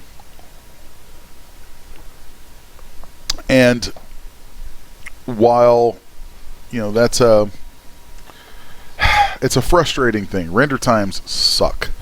And no matter how great the technology gets, no matter how awesome the hardware gets or the software gets or whatever, every time the stuff moves forward, we all figure out ways to come up with scenes that are going to bring it right back to its knees. And I am horrible about that. And I find myself oftentimes like reaching the limits of what my hardware or the software can do. So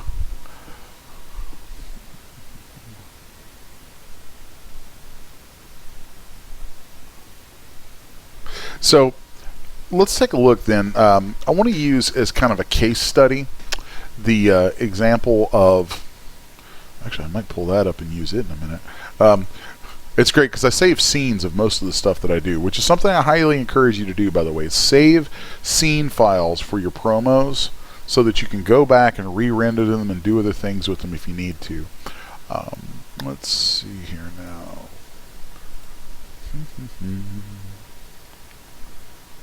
Let's just kind of go back. Here we go. So right now I have a scene brought up. I've actually changed it. I changed out the hair a little bit. And this is the scene that I used for, I'm not sure if it was the shorts or the flannel, actually, because I did both, shorts and flannel. Let's see. Let's see if I can find those. And if the flannel isn't out yet, somebody just, you know, smack me, because I'm probably thinking, I could be thinking about something that actually hasn't been released yet. So, hey Terry, is that flannel shirt out that I gave you guys? Alright,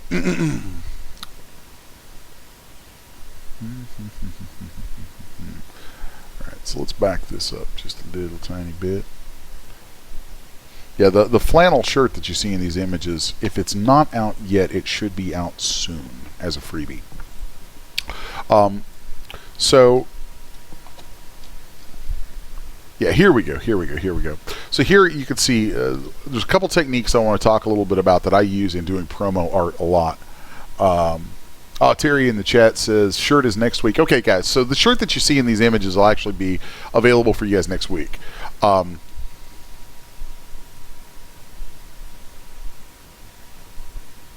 So here I have my scene saved, and I'm going to switch over. Now, hopefully, this is going to get into the hardware side of things. The machine that I'm working on today is using an older video card. It's using a GTX 970 with 4 gigs of RAM.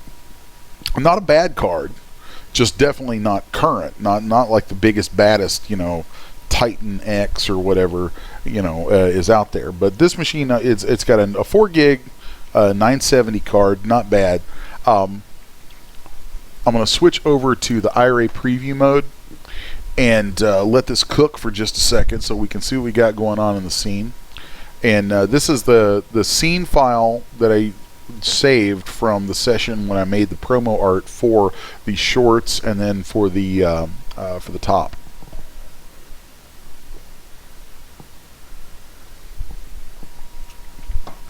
And I see, and I actually posted on Facebook about this the other day, I see people oftentimes posting, like they'll share artwork and they'll post with it, oh, this many iterations and blah, blah, blah. And I'm like, why?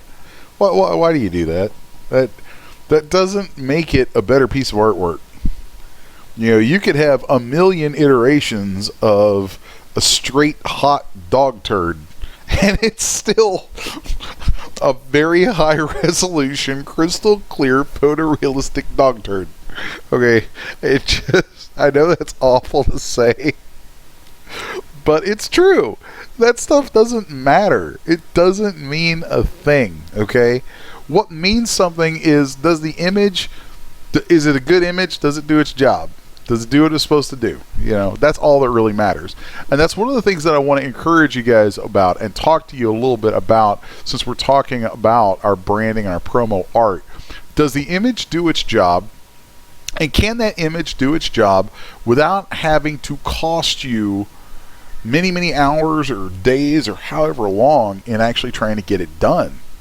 Because the longer it takes to get the stuff done, time is money. Quite frankly, time is money.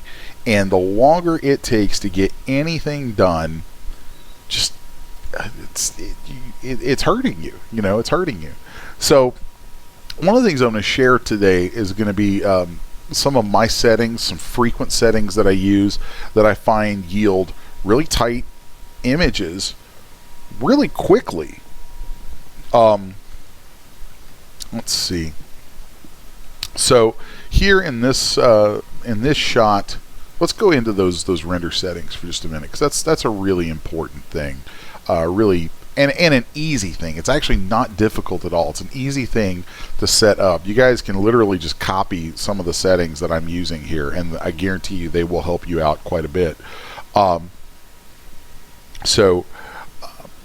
Let's take a look through the render settings here in Dash Studio with iRay, and here's my render settings tab. And the first place that I want to stop is progressive rendering. Okay, and I keep my minimum samples turned all the way up and my max samples turned all the way up to what the maximums at the default settings are. You can actually go in and change all of this stuff. Like if you go into parameter settings, it's just like working with parameters on a figure. So you could go in to those parameter settings and change any of this stuff. You could turn off limits on that and crank those iterations or those samples up sky high. I don't. I am fine with keeping them locked right where they're at. So these two guys right here, these two guys, max time and this render quality enable. These are like your magic get it done quick buttons, in my opinion. I turn render quality enable off every single time. I never render anything with that button turned on, because every time I ever have, my render times went through the roof. It was ridiculous. I'll turn that off, and I set my max time. It's funny because like max time on here is, can go crazy high. Like you can literally have this thing run for days, and even the slider is set to run in tens and hundreds of thousands of seconds. A lot of times when I'm working, I will open this up and I will lock this to like 1200. Okay, because 1200 seconds is how many minutes is that? Somebody who's fast at math in your head, tell me. Forget that, I got a calculator. So 1200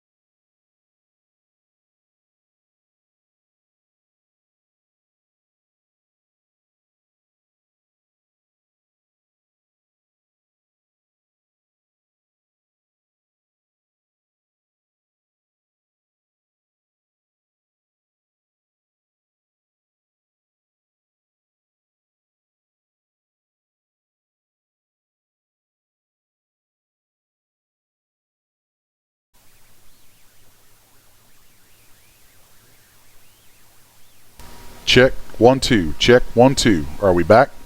Are we back? Hello? Hello, hello? Hello, hello? Can you hear me now? Yay, we're back. Technical difficulties be damned. I win. Haha. Sorry about that, you guys.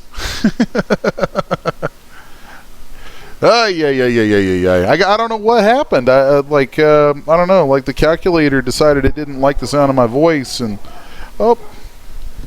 and flipped out on me. So off in the distance, you can probably hear Mr. Heisenberg alerting us all that my daughter is home. Yay! Hi, Lilith. How you doing, everybody? Toki and Heisenberg, my little dastardly duo of doggy goodness. All right, don't touch that calculator, Russ says. Yes, I will not touch that calculator. I calculated myself into silence. So anyway, back to where we were. I was talking about iRay. I was talking about render settings. Ha ha ha. And with those settings, we were looking at samples, max samples. I run both of those, 100 and 150,000 is what I run on those on every single render. Pardon me. And my max time I set anywhere like on the promos for this image. I actually had my max time set to like 200 and something seconds. Okay. And then render quality enable. Turn that guy off. That is evil incarnate. If I could just hide it. Well, I probably could hide it. I'm sure there's a way inside here to do that. But I don't use it. What render quality enable does, basically it's like an override to a bunch of settings here. That when you turn that on, then it really only, if that's on, the only thing the engine really is going to pay much attention to is the degree of render quality you tell it to render to and the convergence ratio. And the thing is, those two things kind of override a bunch of stuff and will cause your settings to, you'll produce super high quality images with them if you let it cook for a long, long time. So, Cajun says, if you turn quality off, does it affect the quality? No. Like if I turn that off, it doesn't actually affect my quality. What it does is it's kind of misleading. If you turn that on, what it's doing is if render quality is turned on, it's letting the settings here be managed in an automated sort of way to try and achieve what is typically a high render quality. Whereas if you turn that off, then you're setting those settings yourself. So I'll turn that off, and as soon as you turn that off, the big thing that opens up and really starts to have some actual bearing, like if you turn this on, max time won't do anything. It won't matter. It'll ignore that because it'll just keep chugging until it gets what it thinks is a high render quality based on these other settings. But if that's off, then max render time throttles your render at roughly, like right now this says 300 seconds. It would actually run a little over 300 seconds because it doesn't take into account the run up time as it collects like data into memory. But it's still going to get you closer to that time. It's pretty close to that. So that's going to throttle it, and you can actually control your render times like that. That is something that so many people don't know, and it will, oh my god, it frees you up so much. Like I love the results that I could get out of iRay when I first started using it, but I hated the render time until I figured that little thing out.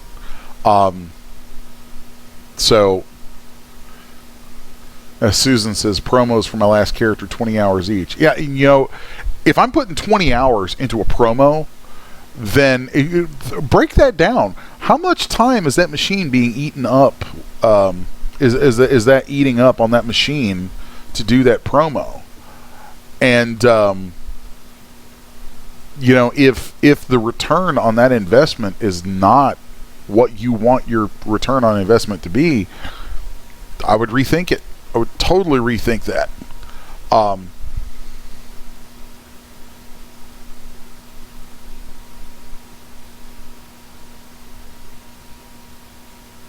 So with render quality enable turned off, that max time becomes something that is much, you get much closer to whatever your maximum time set is.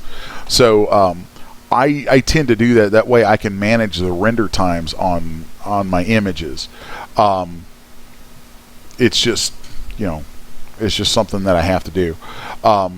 Then render quality I keep set at 1 all the time, and render converge ratio I keep at 95, although sometimes I'll bump it up to like 97 or 98. And a lot of this stuff does depend on your card. That's why I mentioned earlier that for this demonstration and what we're talking about today, I'm using a GTX 970 with 4 gigs of RAM. And just for the record, you can get that exact card, like since it's a couple years old now, you can get a GTX 970 with 4 gig now for, I think I've seen them as low as like $200, $300. The new big dog I'm going to be using soon is a spanking new 11 gig 1080 Ti. And those are nice. Limba, you have two 1070s. You know what? I'm yeah. You enjoy your two 1070s, man. Let's see.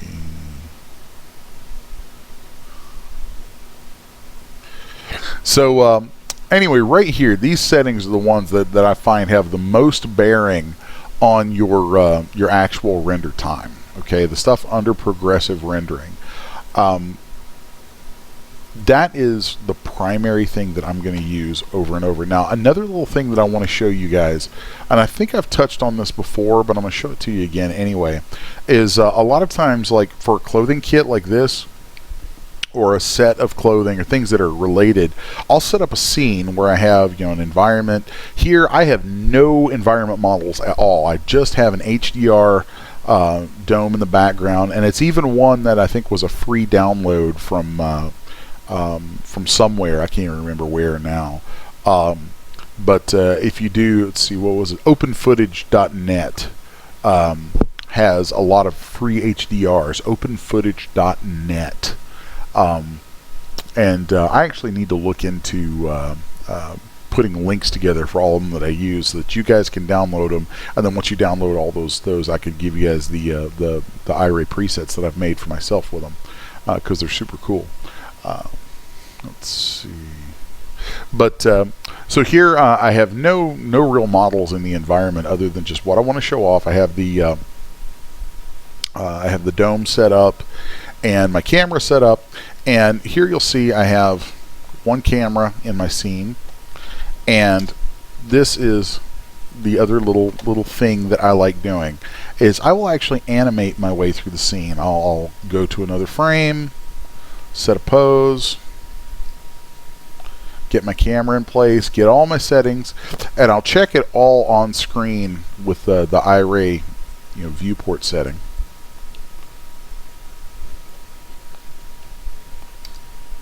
And then there's another one. Okay. And so at this point, I kind of I know what my render times are going to be roughly, and I have all the stuff worked out. Actually, I think I set this up for the widescreen images. Yeah, I did. I had this set up to do the wide images. So let's go and grab this guy right here, and here we can see these looking the way they're supposed to look.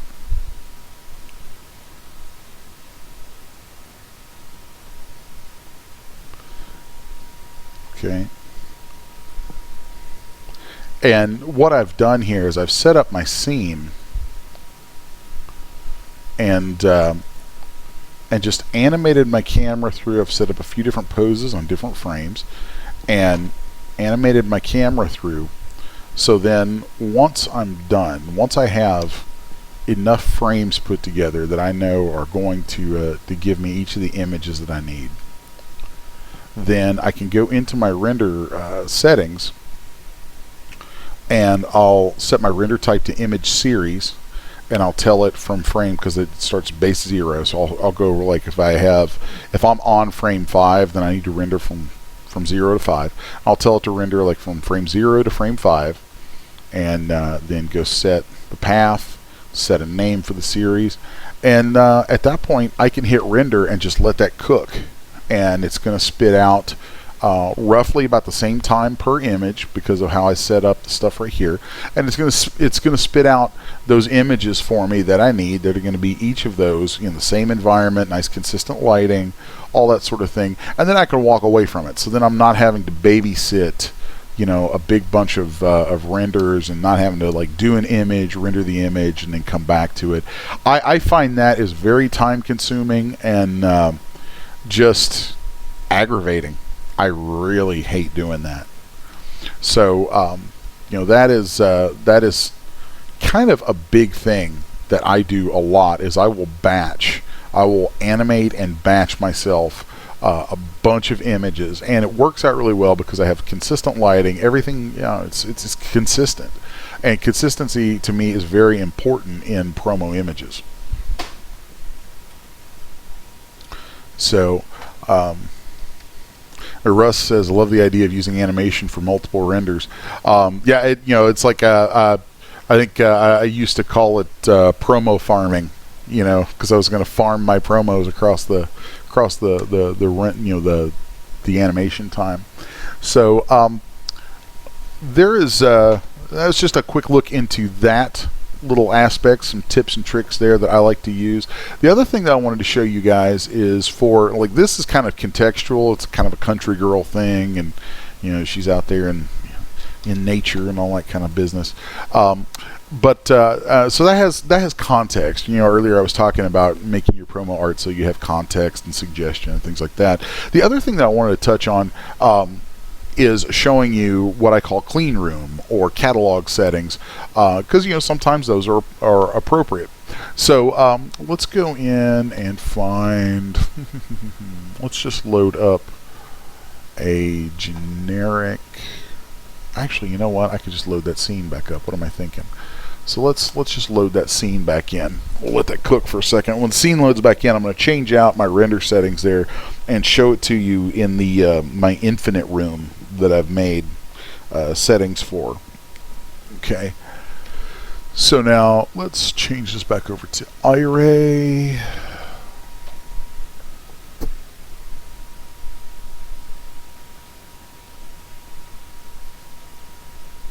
Okay, give that just a minute. And then let's go into my personal little presets. Yay, and there's a bunch of them.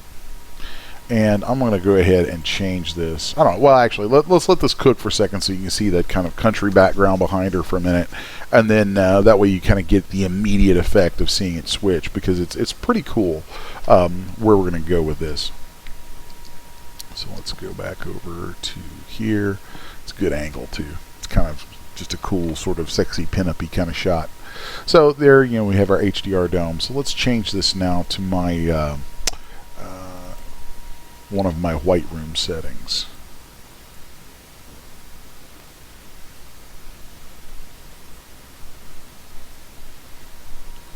There we go. And I think I have automatic ground placement on that. Yeah, I want that set to manual. There we go. So there you get kind of the clean room shot, or something like that.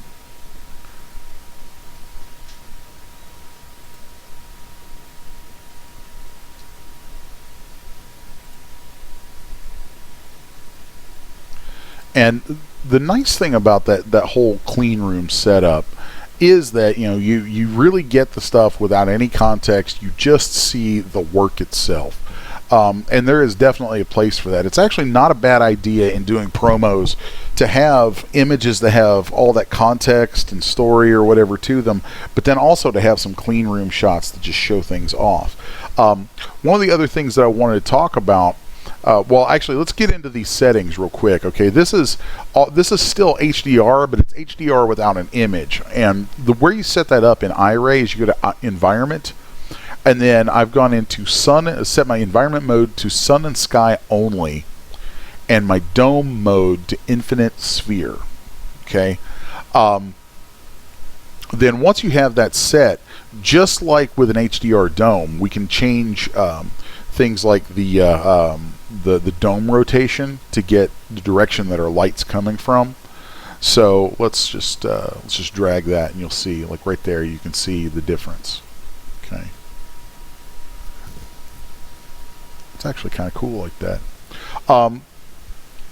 And then you can change, there's this whole cool thing in here with that has latitude and longitude placements, or all kinds of, the UTC offset. That's all just cool stuff to play with. Don't want to get too deep into that, but it's fun. You can play around with that stuff and get a lot of cool effects out of it. What I've done to set up this infinite white or light gray room, I've set, let's go down here and look at my horizon settings. Okay, horizon height, I've got a negative setting on that. Horizon blur, I've got almost a 5, so it's very blurred. And then my ground color is set to white, and that's really about it. So from there, like if I rotate that camera around,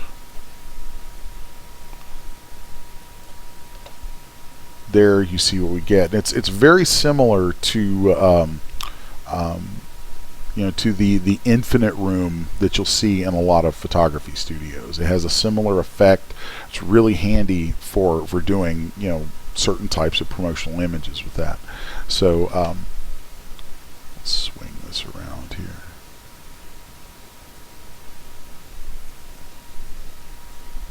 Then the other type of rendering that I wanted to mention, sometimes you'll hear people talk about texture shots, model shots, and clay shots.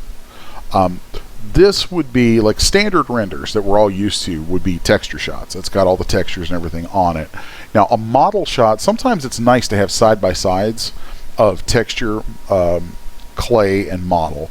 A clay shot is really to show off the sculpting, and specifically the high-res sculpting that oftentimes shows up in normal maps or bump maps. And I've got a little system for how I set that kind of thing up. So like if I select my G3 female, and she should have, let's see, actually let's make sure that we have all of our stuff selected here. Okay, I want all my figures selected. And then I'll go into my surfaces, and here now I can see well, it looks like it's not wanting to grab the shorts with that. There we go. If I get my my texture or my material surface selection tool and I hold control, then I can click on things and it'll add them into my selection. So here I have my shorts, flannel top, I have the character. So I'm going to click on the character and make sure that all of this is highlighted. Go to base color and just hit none. So now she's going to turn white. Okay. And if I do the same thing, if I just collapse that and select all of these and go to base color and hit none, now it's all going to turn white. Now there could be some subsurface scattering and other types of settings, or maybe some base color settings that tint things, and we don't want that. We want everything to be the same color, same tint. So let's set all of that to white just by clicking on it there. And then let's make sure that our diffuse roughness, we're going to turn all of that all the way down. And it's nice because you're working on multiple materials at once like this. So then let's go to my diffuse overlay weight. That's another thing that you could do. You could actually turn up that diffuse overlay weight to 1, and whatever the color is in there, it's going to override the colors throughout. It looks like I don't have the hair selected, so let's make sure I get that in there. Okay, I hit none, I'm going to set this all to white. That's good. And let's also set that diffuse overlay color.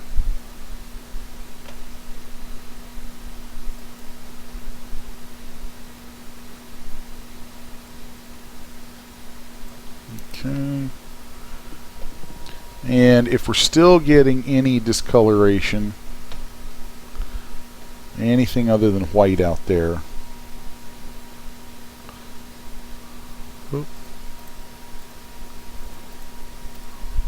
then there we go. If you're getting anything other than that, then you just kind of have to look down through here, but you can change all the channels on everything all at once.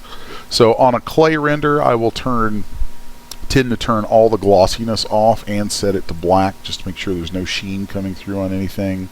I'll turn all reflectivities down, all glossy layer weights are set down. All of that stuff is going to kill any shine or any kind of specularity or gloss that comes back off your surface. And then what that's going to yield is just that sculpted detail that shows through in any normal maps or bump maps is going to show through. And so there you have the basis, the settings for, and the quick way that I set up for doing what are called clay renders. Then a model shot is even simpler, because with a model shot, what I'll do is a model shot is literally showing the model with no sculpted normal map details on top of it. So to do a model shot, once you've got your clay shot set up, I'll just go through and remove any maps being used anywhere.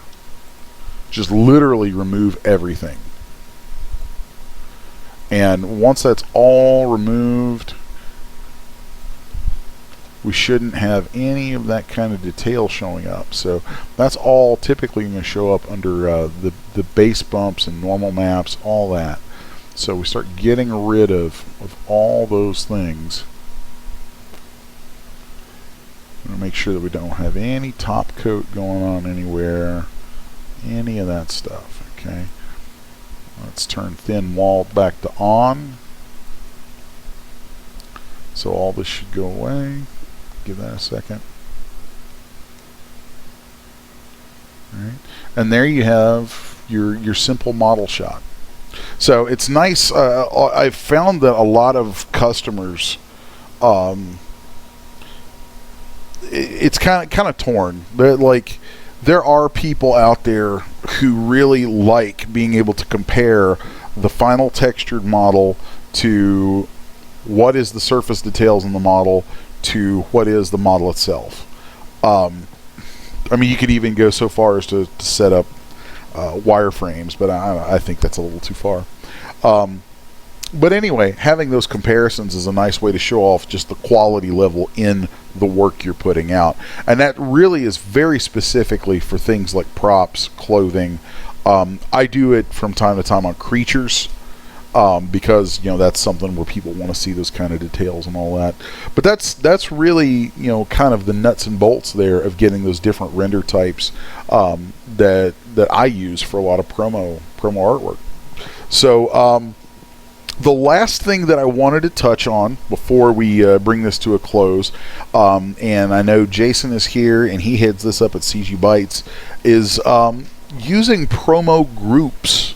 There are a few different little groups of people that have banded together to actually offer to do promotional artwork for folks. A lot of times they do it in exchange for copies of content for free and so on and so forth. A couple things that I want to say about using those. Be careful, because every time you put content out there and you share it with people in that way, you run the distinct risk of your stuff actually getting pirated before you ever even get it released anywhere. So be very careful about that. I am hyper careful about that. There are only a few people who I really am comfortable, 100% comfortable with with sharing stuff in that way. And also the other aspect of it is make sure that if you're going to do that, if you're going to use other artists to do promo art or promo art groups, make sure that you vet them pretty well. And what I mean by that is don't be afraid to go through and look at the different artists in the group and tell whoever you're talking to, you know, this person's style doesn't really suit me, or this isn't whatever, you know, whatever reason, you know, be picky, because at the end of the day, you're making content, you are providing something of value, and in turn, you need to get value back out of that, and those promo images are what are going to do that. The promo images are going to sell the product. So when you reach out to people, if you do, or if someone reaches out to you like that, make sure that you don't. It can be very flattering sometimes when you're making content or you've shared something and somebody says, hey, can we promo that for you? Great, cool. It can be flattering. It can feel good. It can also turn into handing people free content. And it can become something that happens frequently and can kind of be, I don't know, it can be weird. So don't be afraid to assert yourself and make that sort of thing. You know, you're the boss. You're the artist. You know, you're the content provider, and you're the boss. Make sure that you politely, kindly, but firmly are like, you know, hey, I need this out of it. I need these kind of shots. I need, you know, if you know, hopefully thinking about some of the stuff that we've talked about today, you'll be able to get a better refined vision for what your promo imagery is going to be like. And then if you use some of these groups or services or whatever, you'll be able to say to them, you know, I really need these kind of images, or you know, that's a good one, but could you maybe change it a little more like this? And just as a big, you know, warning sign, if you try to work with someone and you say, yeah, this is for my promos, so I really need this changed, if they get kind of bent over it, you probably want to move on. And that's kind of in reference to, like I said, you know, that there are some different groups that have popped up over the years that do that sort of thing, and I know that's a very negative sounding thing to talk about in the way that I just put that, but actually I've had some really good results working with some of those groups, and out of those groups I've actually found some people who now I steadily and regularly go to have do promo artwork for me. There's actually a couple of folks who are so damn good at it that I don't even want to render my own stuff anymore. Like, there are a couple of folks who I'm just like, you know what, you here, take this, please, because you make me look good. And if you could find those people and work with them in some way, it's really cool. With that in mind, something that has been put together at CGBytes that I'm really, really a big fan of is the render group, and there's a name for it, and it escapes me, and Jason's gonna like smack me in the throat over it, but hopefully he can pop that in the chat. But Jason Loki on here heads up and manages a promo art group that looks at content that's on CGBytes, spotlights different things, and man, they turn out some great artwork. They do some really cool images, and that, you know, and it's kind of neat because that plays into what he does with promotion through social media and all that, and they share those images all over the place. But I know, I'm not 100% sure. I'm very busy, so I don't know all the stuff that's going on behind the scenes there. I know there's been talk of maybe at some point introducing the option of, you know, of maybe having some folks work or be available to work with content artists on promos before the products come out. If not, then definitely bring that up to Jason, and maybe that's a conversation that the folks at CGBytes can have and get started. I thought it had been talked about. I don't know. For all, I mean, it could be in place. Like, I'm not in charge of anything, so I don't know all the ins and outs of what's going on there. But it's definitely something that I would talk to them about. If it exists, use it. If it doesn't exist, definitely talk to them about making that a thing, because the artists who are working there with Jason that he's pulled together for that group are doing some really cool stuff. So anyway, that's CGB Luminate Artists. Yes. Okay, cool. All right. Very cool. So that is going to bring us to a close today. I know, a lot of stuff that I'm going over in this series, a lot of stuff that I talked about today is of a really conceptual sort of level. It's kind of, I feel like, and even though I did kind of do some diagrams and things here and there talking about composition and all that, there's a lot of that stuff that you can Google. You can Google composition. You can Google some of those kind of things, and I encourage you guys to do that. The stuff that I want to make sure that I'm sharing is more is really more from my experience, and I hope that you guys dig that. I hope that's something that that is useful, and maybe gives you guys some good food for thought, things to consider moving forward with your own artwork and your own products and all that stuff. So that's going to bring us to a close for today. And just to kind of forward announce what's coming up next week. Let's see. Next week is. Oh man, I have to actually look here. Let's see. The 19th, I think. Okay. Next week is nuts and bolts. Actually getting your products out the door.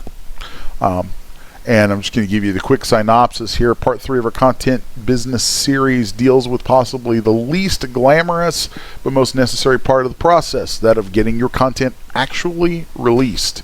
The session will go through the process of becoming a CGBytes content artist, uploading products, store requirements for promotional images and thumbnails, and last but certainly not least, an honest look at the process and expectations in getting your products tested and passed, so they can, after all your hard work, see a release date.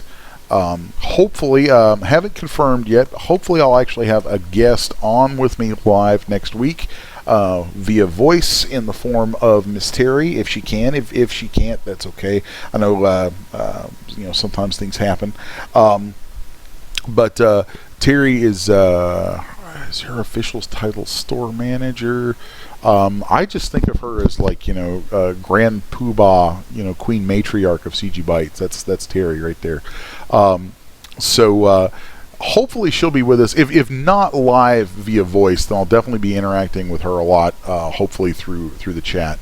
But we're going to be going to Terry quite a bit next week to talk about that stuff, because she also does a lot with running testing at CGBytes, and as a long time professional at this stuff, testing is something that I will openly admit can be a very frustrating thing.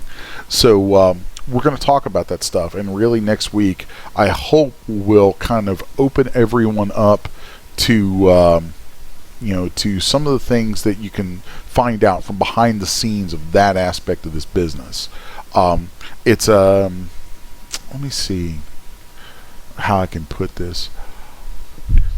I said it's probably the least glamorous part. It's also probably the most frustrating part of doing this stuff for all of us. Nobody likes having to be told something's wrong. Nobody wants to put all that time and effort into making something just to have somebody say, this is broken, or this sucks, or I don't like this, or blah blah blah blah blah, or whatever. And there's lots of reasons that things cannot pass testing. There's lots of little things, and we're going to talk about that, because I think that that's something that I think it's good to have a more open sort of dialogue going on between those of us who create content and those who test, because the testers are kind of the gatekeepers for us. Those are the people who decide whether or not something is viable to go into a store. And if they say it is, yeah, it goes in, we sell it, we make money, we keep the process going. If they say it's not, it's kicked back, and and it's all, you know, it's all over but the tears. So I'm kind of looking forward to that. I think that's going to be a really really interesting subject, and hopefully will bring to light things that we as content creators oftentimes don't really think about. So that should be kind of cool. So anyway, that is what's coming up next week. I want to thank everybody, as I always do, for being here with us, for watching and hanging out. We had a nice lively group of people, good number of people too today in the chat and hanging out. So very cool. Hope you guys enjoyed it. Hope you liked, hope you continue enjoying the show, what we're putting together here, and appreciate the stuff that that we talked about. Hopefully, along the course of my ramblings today, you guys got some interesting or useful information. If that is the case, and you do like what we're doing here, remember to always, like, share, subscribe, help us build the YouTube channel that we have around this, as well as remembering to let people know about CGBytes. Bring your content over, get some stuff in the store, and let's make some cool stuff. Let's make cool stuff. Let's make some money from cool stuff. Let's keep that ball rolling, so we all can keep doing this and have a good time with it. So, because that is what it's all about. I like having a good time. So anyway, thanks everybody for being here. Thanks to Jason and Terry for moderating the chat, as they always do, and everybody for being so cool and hanging out with us and showing us some love. So we will see you guys next week. Bye bye.